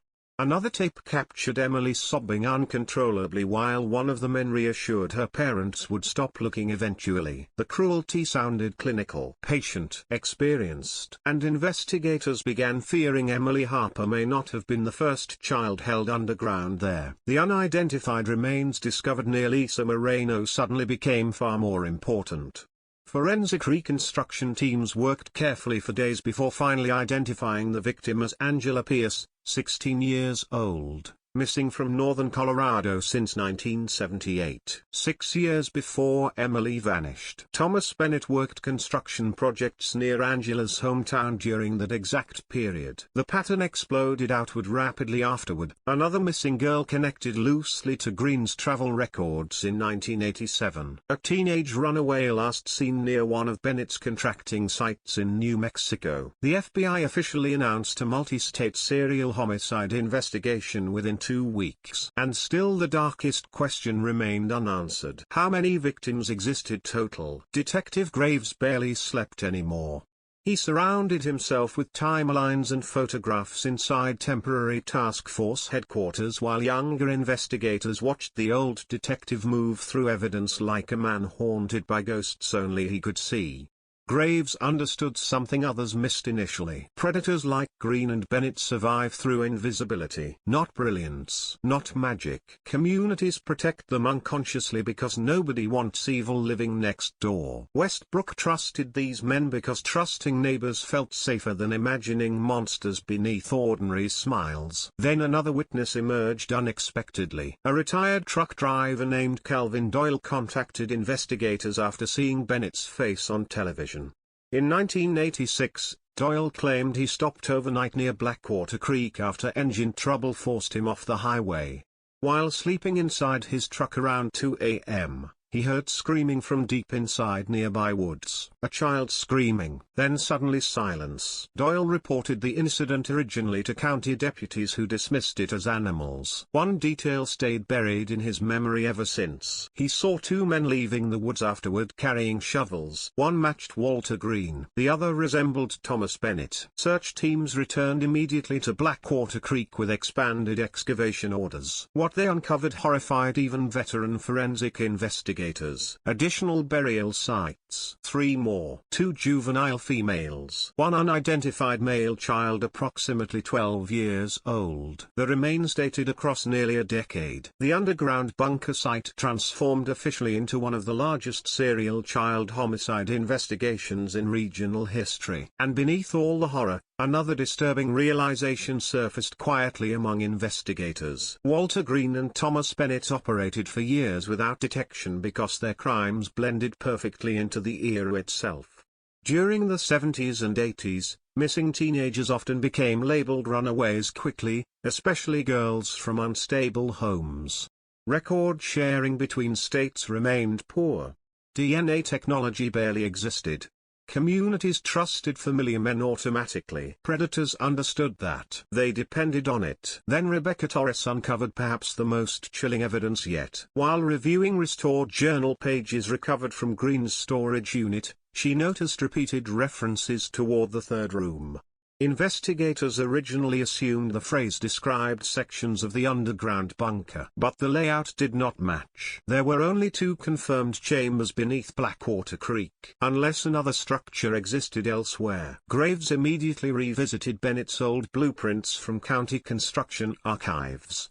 Hidden among storm shelter schematics sat an unfinished design for a reinforced underground room beneath abandoned farmland 20 miles west of Westbrook. Property owner listed, Thomas Bennett. Search teams deployed before sunrise. By afternoon, ground radar confirmed hollow structures beneath the field. And when excavation crews finally breached the concrete ceiling buried underground for decades, investigators discovered another bunker, larger, deeper, and far more sophisticated than the first. Inside waited children's clothing, mattresses, chains bolted to walls, and fresh air circulating through still functioning ventilation systems. Someone maintained the bunker long after Green and Bennett supposedly stopped killing, which meant one possibility terrified investigators more than anything discovered so far. The men who murdered Emily Harper might have taught someone else how to continue. The discovery of the second bunker sent shockwaves through the investigation unlike anything before it. Detectives who believed they were uncovering the buried crimes of 2 dead predators suddenly faced a far more terrifying possibility. The system built beneath Westbrook may not have died with Walter Green and Thomas Bennett, because someone maintained the underground structure long after both men were gone. Fresh ventilation filters, recently replaced electrical wiring, food wrappers less than 3 years old. The bunker was not abandoned. It had been used. Recently, federal agents sealed the entire area within hours while helicopters circled above the isolated farmland broadcasting live footage nationwide. Reporters described the structure as something pulled from nightmares, reinforced concrete hidden beneath ordinary earth, accessible through a concealed hydraulic hatch disguised under rusted farming equipment. But the real horror waited inside. The bunker stretched deeper underground than investigators expected. Narrow corridors branched into separate rooms lined with soundproof insulation and heavy steel doors. One chamber contained children's books and faded stuffed animals arranged carefully on shelves. Another held restraints fixed directly into concrete flooring. Old surveillance monitors flickered weakly when technicians restored temporary power. And at the far end of the underground maze, investigators discovered the room Green called the third room. Detective Leonard Graves entered first, then stopped moving completely. Photographs covered every wall from floor to ceiling. Hundreds of them. Teenage girls, young boys, children exiting schools, walking home, riding bicycles, playing in parks. Some images dated back to the late 70s. Others looked horrifyingly recent. One photograph had been taken less than 8 months earlier. A 12-year-old girl standing outside a shopping center in Tulsa, Oklahoma. Missing. Still unsolved. The implication slammed into investigators immediately. Somebody continued the work. And somewhere beyond Westbrook, another predator connected to Green and Bennett remained alive. Then forensic teams found the videotapes. Dozens stacked carefully inside waterproof containers near the rear chamber. Most labels used coded dates and initials investigators could not immediately decipher. FBI technicians restored the first recordings overnight inside a temporary evidence lab while Graves watched through sleepless eyes stained red from exhaustion. The footage began normally enough. Children entering rooms, playing board games, watching television underground. But slowly the recordings darkened into something unbearable. Conditioning sessions. Rules repeated constantly. Good children stay quiet. Good children never try escaping. Above ground is dangerous. The tapes revealed systematic psychological manipulation designed not merely to imprison victims, but to reshape them completely. And then another voice appeared. Not Walter Green. Not Thomas Bennett. A younger man. Unknown. You listen to Mr. Walter, the voice said calmly from behind the camera. He protects you. The task force froze, because the recording was dated 1997, years after investigators believed Green stopped killing, which meant the network outlived its original architects long before their deaths. Then Graves noticed something even worse. One child inside the footage recognized the cameraman immediately. She smiled at him, trusted him. The FBI expanded the investigation nationally within 48 hours. Missing child databases exploded with new comparisons tied to Green's travel records, Bennett's construction projects, and unidentified individuals appearing briefly throughout recovered footage. Psychologists assisting the case concluded the underground bunkers functioned almost like isolated indoctrination sites where predators conditioned vulnerable children over extended periods. Not random crimes, a system. And systems survive through continuity. Then came the first living witness. A man named Eric Dalton contacted authorities from Missouri after seeing news coverage surrounding the bunkers. 41 years old. Former foster child. Multiple arrests throughout adulthood for theft and assault. Dalton claimed he recognized Walter Green immediately from televised reports, because according to him, Green kidnapped him briefly in 1988. Detectives flew Dalton to Westbrook immediately. The interview lasted 9 hours, and every minute deepened the nightmare. Dalton described waking underground after accepting a ride from a friendly older man near a bus station outside Oklahoma City when he was 12 years old. He remembered concrete walls. Rules repeated constantly. Another man teaching children songs about staying hidden from the dangerous world above.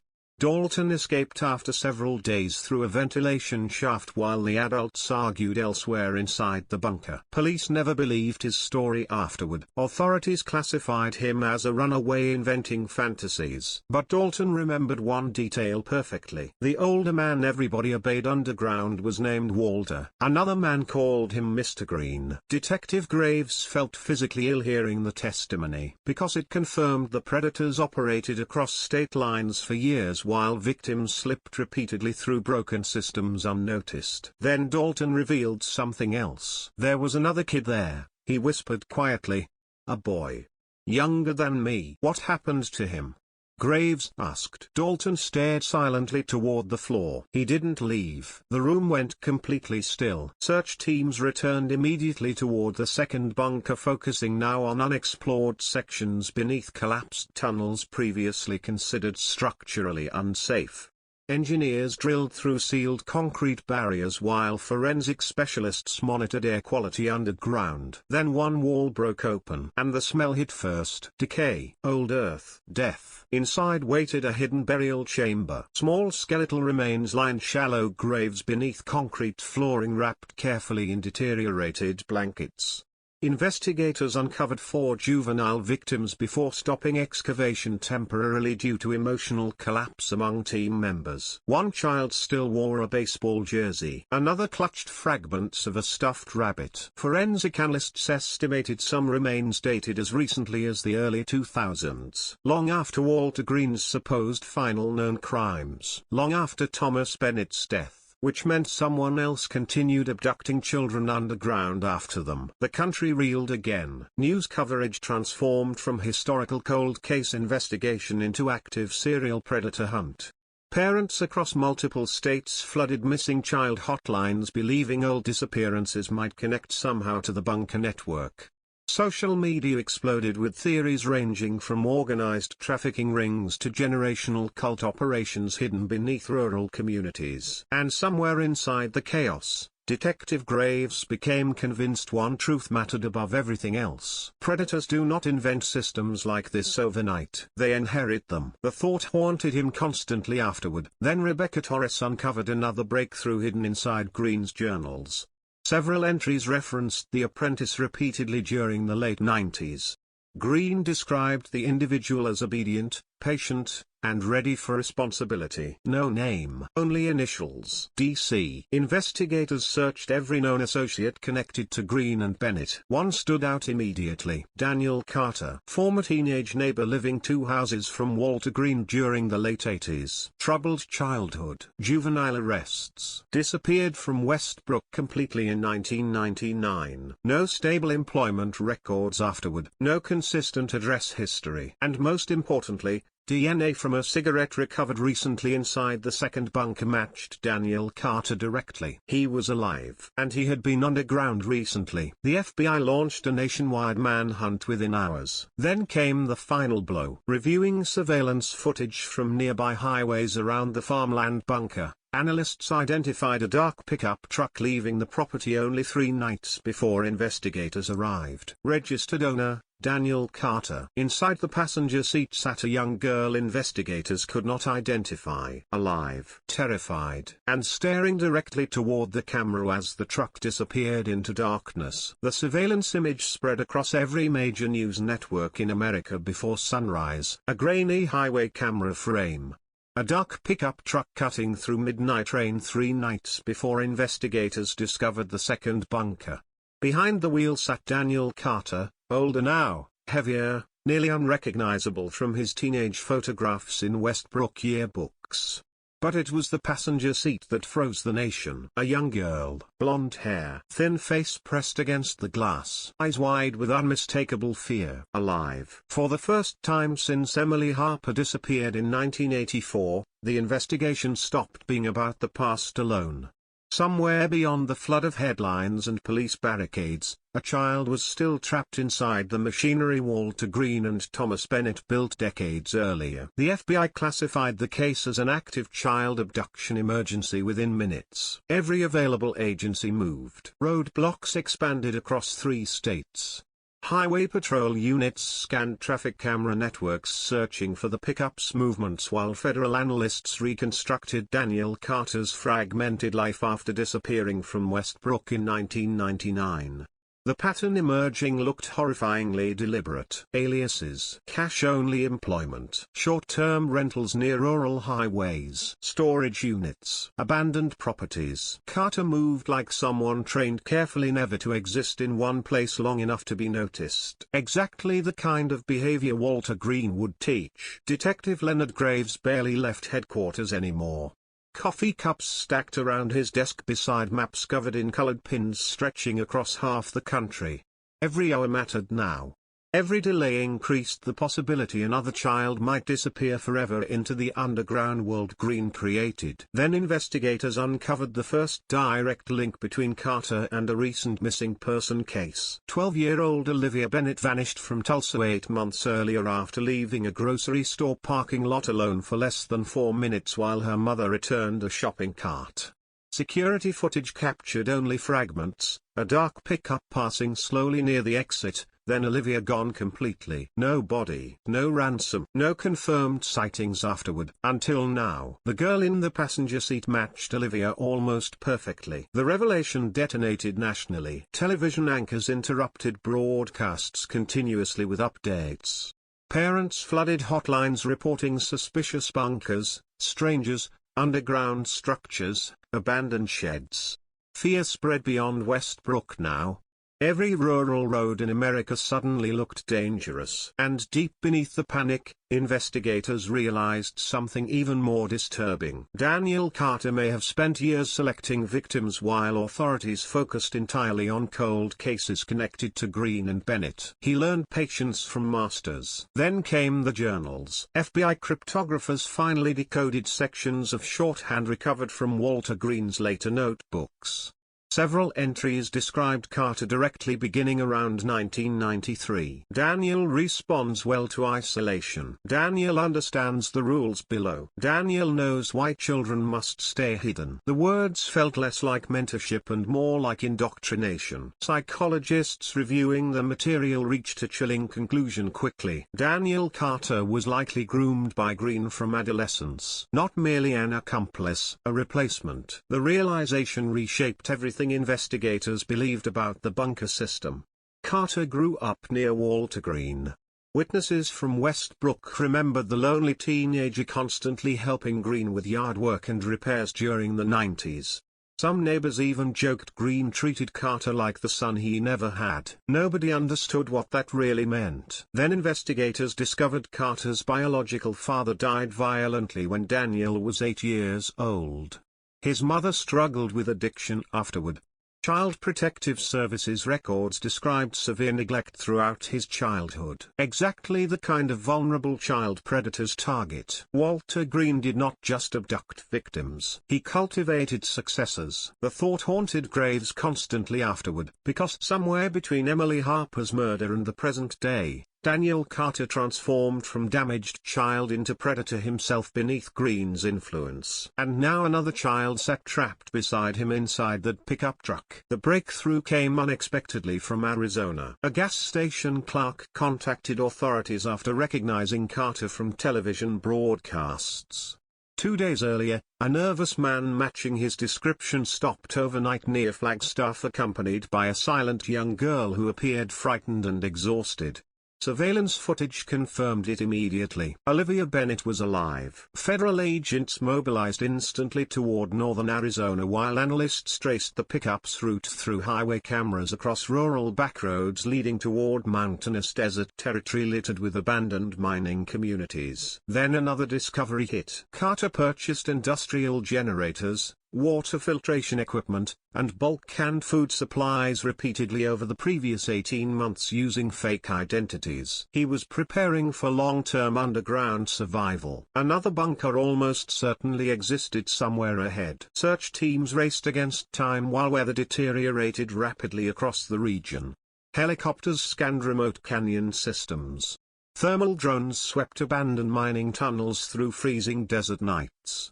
FBI profilers warned Carter likely understood authorities closed in now. Cornered predators become unpredictable, especially ones raised psychologically inside hidden underground prisons. Then at 3:11 a.m., a state trooper spotted the pickup abandoned beside an isolated service road leading toward old copper mines outside Black Ridge Canyon. The truck sat empty. Driver's door open. Olivia Bennett gone. Fresh footprints disappeared directly into the mountains. The manhunt exploded into one of the largest child recovery operations in state history. Tactical teams moved through freezing canyon systems while helicopters blasted floodlights across jagged cliffs and collapsed mine entrances. Graves arrived personally despite federal officials urging him to remain in Westbrook. He refused. Because after Emily Harper, He could not endure another child vanishing underground while investigators arrived too late again. The search continued for 30 straight hours. Nothing. No voices. No movement. Just endless rock formations swallowing sound beneath brutal desert wind. Then one FBI agent noticed something strange near an abandoned mining shaft sealed decades earlier after structural collapse. Fresh ventilation pipes hidden beneath camouflage netting. Exactly like the bunker systems Green used. Tactical teams surrounded the area instantly. Thermal scans revealed heat signatures underground. Multiple. One adult. One smaller body. Olivia was alive beneath the mountain. The rescue operation unfolded carefully through suffocating tension. Negotiators attempted contact through loudspeakers while tactical engineers prepared breach charges near reinforced steel doors hidden inside the abandoned shaft. No response came from below. Then speakers crackled unexpectedly. Daniel Carter's voice echoed upward from underground. "She doesn't belong out there anymore." The words chilled everyone listening. Not rage, not panic, calm certainty. Exactly like Walter Green's recordings decades earlier. Negotiators continued talking while tactical teams advanced deeper through narrow tunnels reinforced recently with fresh timber and electrical wiring. Carter knew the terrain intimately. The bunker network beneath Black Ridge Canyon stretched far larger than anticipated, multiple chambers, escape routes, hidden crawl spaces connecting abandoned mine systems together underground. A maze, built for hiding children. Then they heard Olivia screaming. Everything erupted instantly afterward. Gunfire exploded through tunnels. Tactical officers pushed forward beneath flickering lights while Carter retreated deeper underground, dragging Olivia toward lower chambers rigged with crude explosives and collapse triggers. The pursuit became chaos underground. Dust, smoke, concrete cracking overhead. Then Detective Graves saw him. Daniel Carter standing at the end of a narrow corridor, gripping Olivia tightly while holding a revolver toward approaching agents. The girl looked pale and terrified beneath filthy blankets wrapped around her shoulders. And behind Carter, painted across the concrete wall in black letters large enough to dominate the chamber, investigators saw the sentence Walter Green repeated endlessly in recovered journals. "Above ground is where they hurt us." Carter's eyes looked hollow, broken, like a child trapped permanently inside someone else's nightmare. "You don't understand," he whispered. "Mr. Green saved me." Then the explosives timer beside him started counting down. The timer mounted beside Daniel Carter blinked red inside the underground chamber while dust drifted slowly from the ceiling above. 10 minutes. Maybe less. The crude explosive system wired through Black Ridge Canyon's abandoned mine tunnels looked unstable enough to bury everyone underground instantly if detonated. Federal agents spread through the corridor aiming rifles while Olivia Bennett sobbed quietly against Carter's chest. And Detective Leonard Graves understood something horrifying in that moment. Daniel Carter did not expect to survive. The bunker walls trembled faintly from distant movement deeper inside the tunnel system. Tactical teams attempted flanking routes while bomb technicians shouted instructions through radios distorted by thick concrete and failing signal reception underground. Carter barely noticed any of it. His attention stayed fixed entirely on Olivia. "She's safer here," he whispered. "You'll ruin her." The words sounded identical to Walter Green's recorded speeches decades earlier. Same calm cadence. Same poisoned certainty. Investigators suddenly realized Carter was not improvising psychologically. He was repeating lessons taught underground throughout his adolescence until they replaced normal reality entirely. Graves stepped forward carefully. "No one's going to hurt her." Carter laughed weakly. "That's what they told Emily too." The chamber froze. Olivia looked upward suddenly at the unfamiliar name while agents tightened grips on their weapons. Graves felt his stomach twist violently hearing Emily Harper spoken aloud inside another underground prison nearly 40 years after her death. Because in Carter's mind, Emily never disappeared into history. She remained part of the system, part of the mythology Walter Green created beneath the earth. "How old were you?" Graves asked quietly. The question surprised everyone, including Carter. "You were just a kid when Green found you, weren't you?" For the first time since the standoff began, something shifted across Carter's expression. Not anger. Confusion. The emotional fracture of someone forced briefly to remember a life before indoctrination. Graves moved another step closer. He took you underground too. Silence. Then Carter nodded once. Tiny, almost invisible. Bomb technicians screamed warnings across radios nearby. 7 minutes remaining. Structural scans showed parts of the tunnel system already destabilizing from damaged support beams and explosive pressure buried inside the mountain. Still Graves kept talking. Walter Green lied to you. Carter's face hardened instantly again. No, he made you believe children needed saving because that's what he needed you to believe. No. The scream echoed violently through the chamber. Olivia flinched against him while tears streaked down Carter's face suddenly. He rescued me. Graves stared at the broken man standing beneath flickering lights and realized the final truth about Walter Green. The Predator's most horrifying crime was not murder. It was inheritance. Green transformed victims into future caretakers of the nightmare itself. Then Olivia spoke softly. I want my mom. Everything changed after that. Carter froze completely because for one impossible second, Olivia Bennett's voice sounded painfully young inside the underground chamber. Not a symbol.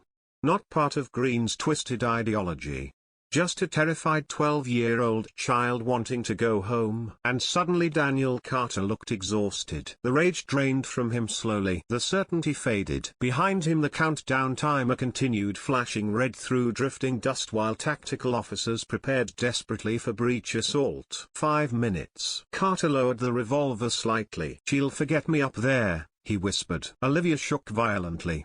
Please. Then somewhere deeper underground, another explosion thundered through the mine system. Concrete cracked overhead. Lights failed instantly. Darkness swallowed the chamber. Chaos erupted. Federal agents surged forward through smoke and debris while Carter grabbed Olivia instinctively and disappeared through a side tunnel moments before emergency floodlights activated weakly along the corridor walls. He's moving east passage. Watch the supports. Bomb timer still active. Graves sprinted after Carter despite younger agents yelling for him to fall back.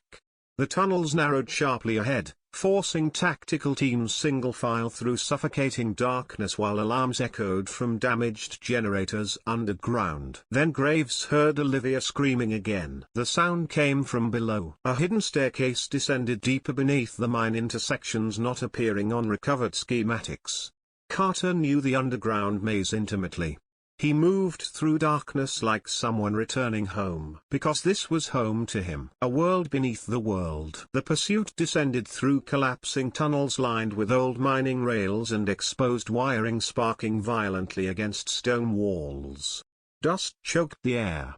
Several agents turned back carrying injured officers after secondary cave-ins blocked portions of the passage behind them. Still Graves continued downward. 3 minutes. Then he saw light ahead. Another chamber, larger than the others, and filled with children's belongings. Mattresses, toys, drawings taped across walls. Some looked recent, others decades old. The room resembled a twisted underground classroom frozen in time. At the center stood Daniel Carter beside Olivia while ancient film projectors illuminated the walls around them. Grainy footage flickered endlessly through the chamber, recovered recordings from Green's old bunkers showing children underground smiling awkwardly toward cameras. A false family. A manufactured world. You see? Carter whispered toward Olivia. They survived down here. Graves stared at the walls in horror. Dozens of names appeared painted beneath the footage. Some matched known victims. Others remained unidentified. Then he noticed one name repeated larger than the rest. Emily. Carter followed his gaze. She tried escaping, he said quietly. Mr. Green cried for days after. The statement felt monstrous precisely because Carter believed it sincerely. In his fractured psychology, Green was not a killer. He was a protector abandoned by children who failed to understand him. 2 minutes. Bomb technicians screamed through radios now. The entire mountain risked collapse if explosives detonated fully beneath unstable mining tunnels. Graves kept moving closer. You were a child too, Daniel. No. Yes. Green took everything from you. Carter's hands trembled violently around the revolver. He gave me purpose. He gave you trauma. The word hit visibly. Trauma. Like Carter never heard anyone describe his life that way before. Olivia suddenly pulled free from his grip and ran toward Graves. The gun fired instantly. One deafening blast. Agents surged forward simultaneously while Carter stumbled backward in shock.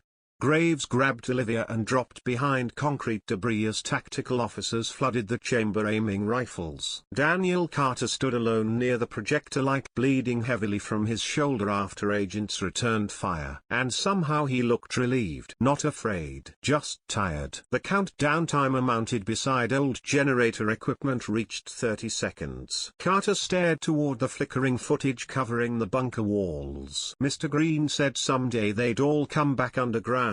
He whispered softly. Then he smiled. A broken child smiling inside a grave built beneath the earth. Graves screamed for tactical teams to move. Everyone ran. The explosion tore through Black Ridge Canyon seconds later. Fire blasted upward through abandoned mine shafts while the mountain itself groaned violently above collapsing tunnels.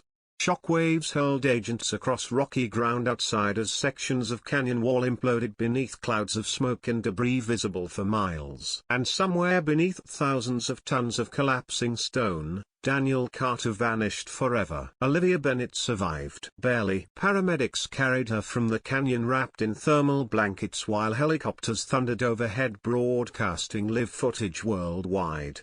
She spoke little initially beyond repeating one sentence over and over through trembling lips. He said underground was safer. The rescue should have ended the nightmare. Instead it exposed something even darker. Because while reviewing evidence recovered before the explosion, investigators discovered recent communication logs hidden inside Carter's bunker. Encrypted messages, supply exchanges, coordinates. Someone else still connected to the underground network remained active. And according to the final unread message time-stamped only 4 days earlier, that person already knew authorities were coming. The message contained just 6 words. Move the others before sunrise. The message changed everything. Move the others before sunrise. 6 words buried inside encrypted files recovered moments before Black Ridge Canyon collapsed. 6 words that transformed the investigation from one predator, one bunker, one rescued child into something sprawling, organized, and infinitely more terrifying. Others, plural. Federal authorities locked down the entire case immediately after forensic analysts confirmed the message was sent less than 96 hours before agents located Daniel Carter underground with Olivia Bennett. Someone else remained active inside the network Walter Green created decades earlier. And that person knew law enforcement was closing in. The realization detonated through every agency connected to the investigation. Emergency meetings stretched through sleepless nights while intelligence analysts mapped communication patterns extracted from Carter's encrypted devices. Financial transactions. Burner phones. Storage unit rentals. GPS fragments recovered from damaged navigation systems.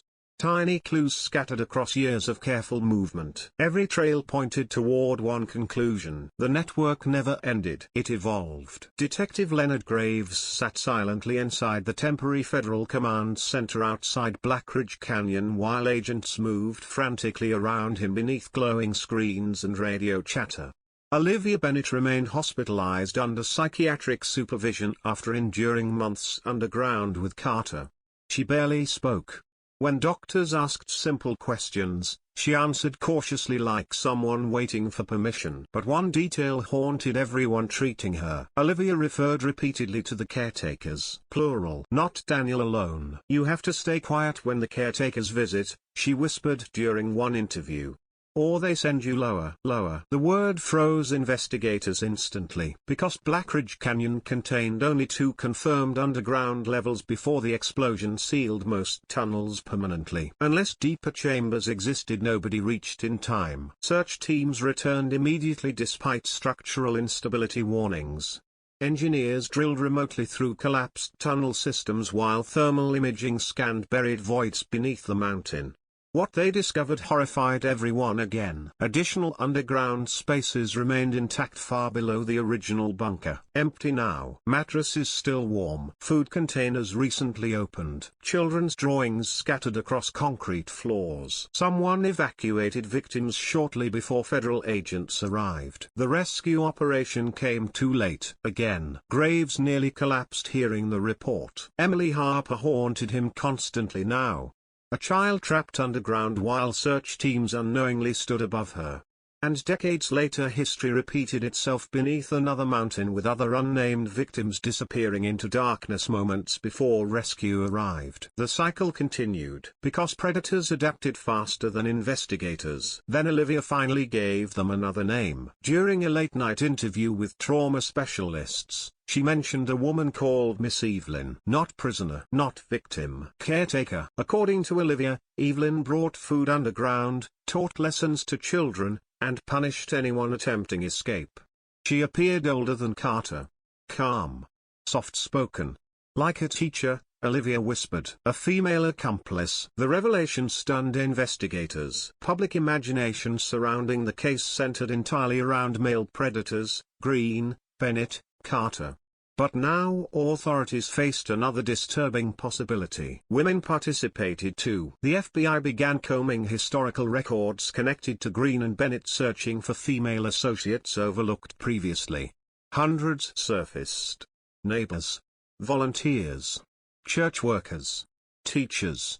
Most led nowhere until analysts rediscovered Evelyn Mercer, former social worker, former foster care coordinator, lived in Westbrook during the late 80s, and most importantly, volunteered alongside Walter Green during multiple youth outreach programs. Mercer vanished from public records in 2004. No death certificate, no employment history afterward, nothing. Then investigators uncovered something worse. 3 children assigned temporarily through Mercer's foster care supervision disappeared between 1991 and 1998 under suspicious circumstances, later classified as runaways. No bodies recovered. No confirmed sightings afterward. The task force exploded into motion again. Facial recognition analysts compared aged photographs of Evelyn Mercer against surveillance footage gathered near Black Ridge Canyon months earlier. One match surfaced from a gas station security camera 70 miles away. Time-stamped 6 days before the bunker raid. Mercer looked older now. Gray hair. Thin frame. Sunglasses hiding most of her face, but unmistakably alive. And she was not alone. 2 children stood beside her, both unidentified. The realization sickened investigators. The network remained active even after Daniel Carter's death underground. Then another breakthrough arrived unexpectedly from inside Walter Green's recovered journals. Rebecca Torres discovered hidden markings embedded subtly through multiple entries, coded references toward geographic locations disguised as Bible verses. Investigators decoded the pattern gradually. Coordinates, safe sites, supply caches, transit routes. Walter Green and Thomas Bennett built not just bunkers. They built infrastructure. A hidden underground pipeline stretching across multiple states using abandoned properties, remote farmland, and forgotten industrial sites to move children invisibly beneath ordinary America for decades. The scale felt impossible until agents started finding the locations. An abandoned church basement in Kansas containing hidden sleeping quarters. A storage facility in Arkansas with children's clothing locked inside concealed compartments. A remote farmhouse in Nevada wired with underground surveillance tunnels. Every discovery deepened the nightmare further, because the system functioned through ordinary people hiding in plain sight. Caretakers, drivers, property owners, not monsters hiding separately from society. Neighbors, volunteers, teachers. The realization poisoned public trust nationally. Parents withdrew children from community programs. Schools received bomb threats and panic calls daily. News channels described the case as America's hidden underground network, while conspiracy theories flooded social media faster than facts could contain them. Meanwhile, Graves focused on Olivia Bennett, because beneath the fear and trauma, she carried fragments of truth nobody else possessed. And one evening she finally described the place called Lower. It's where they take the children who cry too much, she whispered. Doctors remained careful not to pressure her, but Olivia continued speaking slowly through long silences. There were rooms deeper underground. Dark rooms. Some kids stayed there for days. Did you see who ran those rooms? Investigators asked. Olivia nodded faintly. A man called Pastor. No real name. Just Pastor. Another caretaker identity emerging from darkness. Then Olivia revealed the detail that shattered everyone listening. Pastor was old. Very old. And according to her, Daniel Carter obeyed him completely, which meant someone above Carter still controlled portions of the network even after Green and Bennett died. A hierarchy. Generations. The implications became terrifying beyond comprehension. Then came the raid in Oklahoma. Federal agents tracking supply purchases linked to Evelyn Mercer stormed an abandoned rehabilitation center outside Tulsa after thermal scans revealed movement underground. Tactical teams breached hidden basement tunnels before dawn expecting armed resistance. Instead they found silence. The underground chambers were empty, recently abandoned. But not before investigators discovered evidence proving children lived there only days earlier. Tiny shoes beside mattresses, half-eaten meals, drawings taped across walls, and one sentence written repeatedly in crayon by different children. Don't let them send me lower. Agents also recovered dozens of audio recordings from the site. Most contained indoctrination lessons similar to Green's old tapes. Then investigators heard the final recording. An elderly male voice speaking calmly to unseen children underground. Families fail you above ground. We protect you below. The room froze listening to it, because Detective Graves recognized the voice instantly. Not Walter Green, not Thomas Bennett, someone else from Westbrook. Reverend Samuel Pike, the beloved local pastor who helped lead prayer vigils for Emily Harper in 1984. The moment Reverend Samuel Pike's voice echoed through the speakers inside the Federal Evidence Lab, Detective Leonard Graves felt the room tilt beneath him. Nobody spoke. Nobody moved. Agents stared toward the audio console while the elderly pastor's calm voice continued drifting through static-filled recordings recovered from the abandoned Oklahoma bunker. Children are safer beneath the earth, Pike said softly. The world above destroys innocence. The sentence sounded gentle. That was the horrifying part. Not rage. Not madness. Conviction. For nearly 40 years, Reverend Samuel Pike stood at the center of Westbrook's grief after Emily Harper vanished.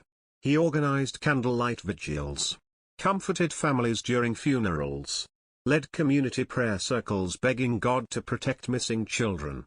Residents described him as the moral heart of the town itself. And now investigators were hearing his voice inside underground chambers where abducted children were conditioned into silence. The task force exploded instantly. Federal agents stormed Pike's church before sunrise while reporters flooded surrounding streets beneath flashing emergency lights.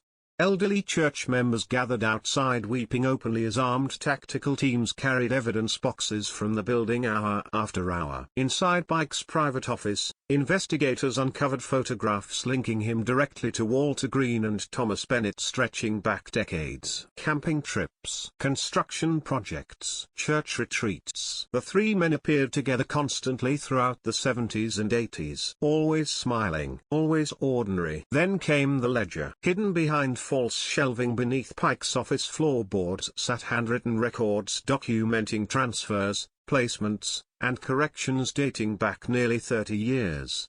Many entries corresponded directly with known missing child cases connected previously to Green, Bennett, and Daniel Carter. This was never random violence. It was an organized system operating quietly beneath communities for generations. And Reverend Samuel Pike sat near the center of it. The pastor himself vanished hours before federal agents arrived. Security footage showed Pike leaving the church shortly after midnight carrying 2 suitcases and accompanied by a middle-aged woman matching Evelyn Mercer's description. By the time roadblocks activated statewide, they disappeared completely. The hunt intensified nationally, but Graves already understood something younger agents struggled to accept. Predators like Pike survive through preparation. Men who operate secret underground networks for decades always build escape routes long before exposure arrives. Then Olivia Bennett revealed another devastating detail. When investigators showed her a photograph of Samuel Pike, she started shaking violently. "He decides who goes lower," she whispered. The sentence froze everyone again, because until that moment, authorities still hoped lower referred metaphorically to punishment chambers or isolation rooms inside bunkers already discovered. Now investigators feared something worse. A primary site, deeper, older, still active, and somewhere inside it, children might remain trapped underground right now. The FBI launched emergency operations targeting every property historically connected to Pike, Green, Bennett, and Mercer. Rural churches, abandoned campsites, closed rehabilitation centers, forgotten farmland. Dozens of locations produced disturbing evidence but no living victims. Then Rebecca Torres uncovered the clue, changing everything. While re-examining Samuel Pike's ledger, she noticed repeated references toward St. Jude's beside several transfer entries connected to unidentified children. At first investigators assumed the phrase referenced churches or hospitals. Then Graves remembered something buried deep inside old Westbrook records. St. Jude's Sanitarium, closed in 1968 after structural collapse beneath portions of the building caused multiple patient deaths. The abandoned psychiatric facility sat isolated outside Westbrook for decades afterward before eventually being condemned and fenced off permanently. And Thomas Bennett worked briefly on stabilization repairs there during the 70s. The realization hit like lightning. Search teams deployed immediately. Rain hammered the countryside while armored vehicles surrounded the massive rotting structure rising from dead fields outside town like a corpse left standing. Windows boarded. Roof partially collapsed. Rusted fencing hanging open. The perfect place to hide beneath. Thermal imaging scans detected heat signatures underground almost instantly. Multiple federal agents prepared tactical entry while engineers mapped hollow spaces beneath the sanitarium using ground radar. What they discovered beneath the building stunned even veteran investigators. An enormous underground complex, far larger than Black Ridge Canyon. Tunnels branching beneath the entire property like veins. Some sections appeared decades old, others recently reinforced. The network Walter Green helped build had been evolving beneath Westbrook since before Emily Harper disappeared. Maybe before Walter Green himself. Graves entered alongside the first tactical team descending into darkness beneath St. Jude's through hidden maintenance shafts buried below collapsed hospital wards. The smell underground felt suffocating immediately: mildew, rust, stagnant air, something older beneath all of it. Children's drawings covered sections of concrete walls. Rules painted repeatedly in black letters. Above ground is dangerous. Caretakers protect you. Silence keeps us safe. The deeper teams moved underground, the more horrifying the complex became. Dormitory rooms, classrooms, kitchens, medical stations. Entire lives hidden beneath the earth beyond public view for decades. Then they found the children. 6 of them, alive. Terrified. Hidden inside locked underground chambers beneath reinforced steel doors. Some looked malnourished. Others appeared emotionally detached almost beyond recognition. One little boy screamed uncontrollably when agents tried carrying him outside. No sunlight. Please, no sunlight. The conditioning ran deep. Doctors later described several rescued children as displaying severe dependency responses toward their captors similar to cult survivors isolated from society since early childhood. And somewhere deeper beneath St. Jude's, Samuel Pike remained missing. The tactical pursuit intensified underground. Agents moved through endless tunnels while distant generator hums echoed through darkness ahead. Evidence recovered from rooms suggested Pike and Mercer evacuated portions of the complex only hours earlier after learning authorities traced the ledger references. But they had not escaped completely. Then Graves heard music. Soft children singing somewhere below. The sound drifted upward through concrete corridors like ghosts moving beneath the earth. Tactical teams followed it carefully toward lower tunnel systems hidden behind rusted hospital machinery. The temperature dropped sharply underground. Walls changed from reinforced concrete to ancient stone foundations predating the sanitarium itself. The network beneath Westbrook went deeper than anyone imagined. Then they found the chapel, a massive underground chamber illuminated by candles and emergency lanterns beneath vaulted stone ceilings. Old church pews lined the room while children's toys sat scattered across the floor beside medical equipment and surveillance monitors. At the center stood Reverend Samuel Pike, 81 years old, white hair, blood staining one sleeve, and beside him sat Evelyn Mercer holding a terrified little girl no older than 7. Neither attempted escape. Pike simply looked exhausted, like a man watching the world finally collapse around him. "You don't understand what's above us," he said quietly as agents surrounded the chamber. Graves aimed his weapon steadily. "You murdered children." Pike shook his head slowly. "We saved the forgotten ones." The delusion sounded absolute. Mercer started crying softly beside him. "They threw them away," she whispered. "Nobody wanted them." Then Graves saw something behind the chapel altar. Another tunnel descending even deeper underground. Fresh footprints. Small ones. Children's footprints. And suddenly Olivia Bennett's warning returned screaming through his mind. Lower. There was still another level beneath St. Jude's. And someone else was waiting down there. The tunnel behind the underground chapel descended beneath St. Jude's sanitarium like a throat-swallowing light. Cold air drifted upward carrying the smell of damp stone and something older beneath it, decay trapped underground for decades.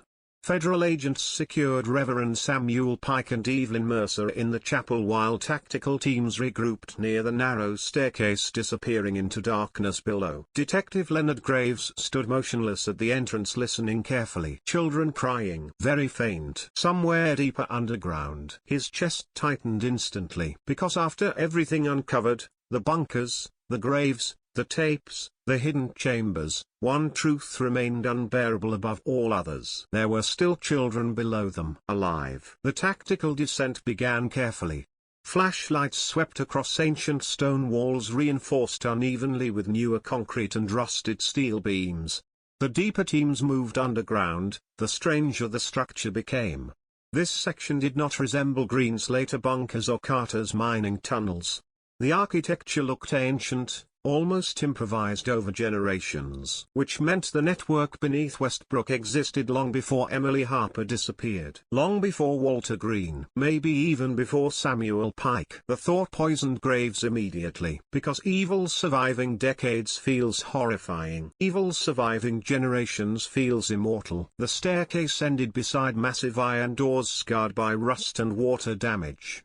Strange symbols painted across the surface matched markings investigators recovered previously inside Green's journals and Blackridge Canyon chambers. Crude suns crossed out repeatedly beneath the words, "Above brings pain." Bomb technicians forced the doors slowly while agents raised rifles through suffocating silence underground. Then the chamber opened, and every person entering stopped breathing for one impossible second. The underground facility beneath St. Jude's stretched farther than flashlight beams could reach.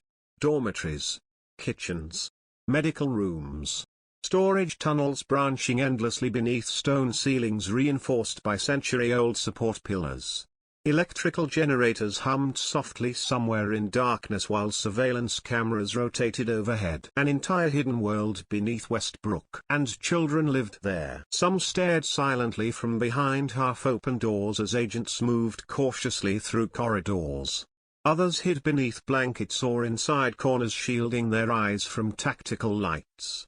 Several looked confused rather than relieved. One little girl whispered something investigators never forgot afterward. "Are the caretakers angry now?" The conditioning ran so deep many children feared rescue itself. Medical teams flooded underground quickly while federal agents secured chambers one by one searching desperately for additional suspects. Graves moved through the maze feeling physically sick. Drawings covered walls everywhere, underground classrooms, smiling caretakers, children standing beneath black skies while monstrous stick figures waited above ground. Propaganda. Psychological imprisonment. Generation after generation taught the same lie. Then agents discovered the records room. Hundreds of boxes stacked floor to ceiling containing photographs, birth certificates, handwritten notes, medical files, and videotapes dating back decades. Entire stolen lives documented underground while families above searched endlessly for missing children who never officially existed again after disappearing. Investigators uncovered names linked to unsolved cases stretching across 40 years. Some victims died underground, others grew up there, and some became caretakers themselves. The cycle repeated endlessly. Then Graves noticed something terrifying inside the oldest records. Samuel Pike's name appeared originally not as leader, as child resident, age 12, admitted underground in 1957. The room went silent because suddenly the investigation twisted into something even darker than organized predation. Samuel Pike may have once been a victim too. Psychologists later described the underground network as a self-perpetuating system of trauma where abused children eventually inherited authority roles from older caretakers, repeating the same horrors upon newer victims while convincing themselves they were protecting them from the outside world. Not excuses. Never excuses. But explanations. And explanations sometimes feel worse. Then came the final discovery. At the farthest edge of the underground complex behind sealed medical doors, tactical teams uncovered another chamber isolated completely from the rest. Small, windowless, soundproofed. Inside sat dozens of audio tapes labeled with children's names, including Emily Harper. Graves physically froze. For 39 years, Emily existed as a photograph, a grave, a terrified voice trapped inside old recordings. But now investigators held entire collections documenting her final days underground. Nobody wanted to listen, but Graves did, alone. The tape recorder crackled softly inside the silent chamber while distant movement echoed through tunnels beyond the walls.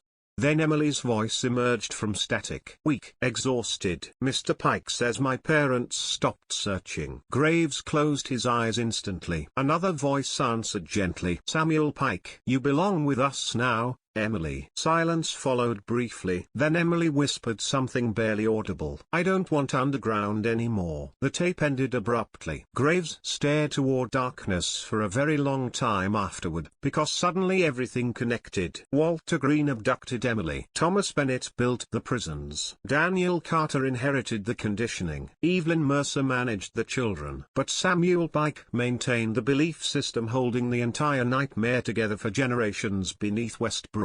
And somehow that made him the most terrifying figure of all. Not because he created the darkness, because he convinced children the darkness was home. The rescue operation continued through the night. In total, investigators recovered 14 living children beneath St. Jude's ranging from 6 to 17 years old. Some were identified quickly through open missing person cases. Others possessed no records at all because they were born underground to captive victims decades earlier. Children raised entirely beneath the earth. The revelation horrified the world beyond words. News coverage surrounding Westbrook became global within hours. Reporters described the underground complex as one of the most disturbing criminal discoveries in modern history, while psychologists struggled publicly to explain how such a system survived hidden for generations beneath ordinary communities. But Graves understood the answer already. People see what they expect to see. Churches, schools, friendly neighbors, helpful volunteers. Nobody wants to believe monsters smile politely during town festivals or lead prayer vigils for missing children. And predators depend on that blindness. Reverend Samuel Pike died 3 days after arrest from heart failure before formal trial proceedings began.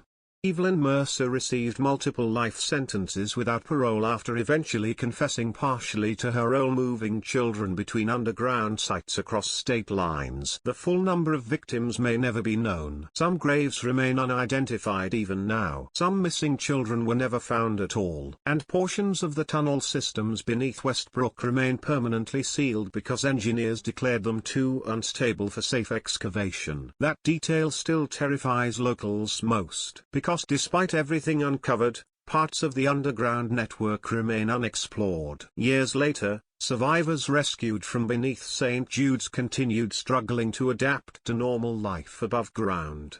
Some feared sunlight. Others panicked hearing helicopters or church bells.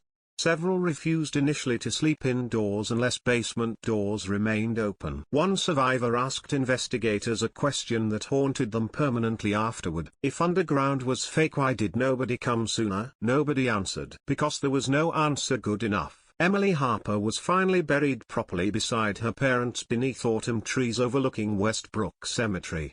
Thousands attended. Former classmates, now middle-aged, stood silently in cold rain while Detective Leonard Graves watched workers lower her casket into earth almost 4 decades after she disappeared walking home from school. Closure never arrived completely. Not really, because some stories leave wounds too deep for endings. And even today, long after St. Jude's Sanitarium was demolished and the tunnels beneath Westbrook flooded with concrete, people still report strange sounds beneath storm drains during heavy rainstorms. Children singing softly underground. The same song recovered repeatedly from old bunker recordings. Stay below where it's safe. Stay below where nobody hurts us. Stay below forever.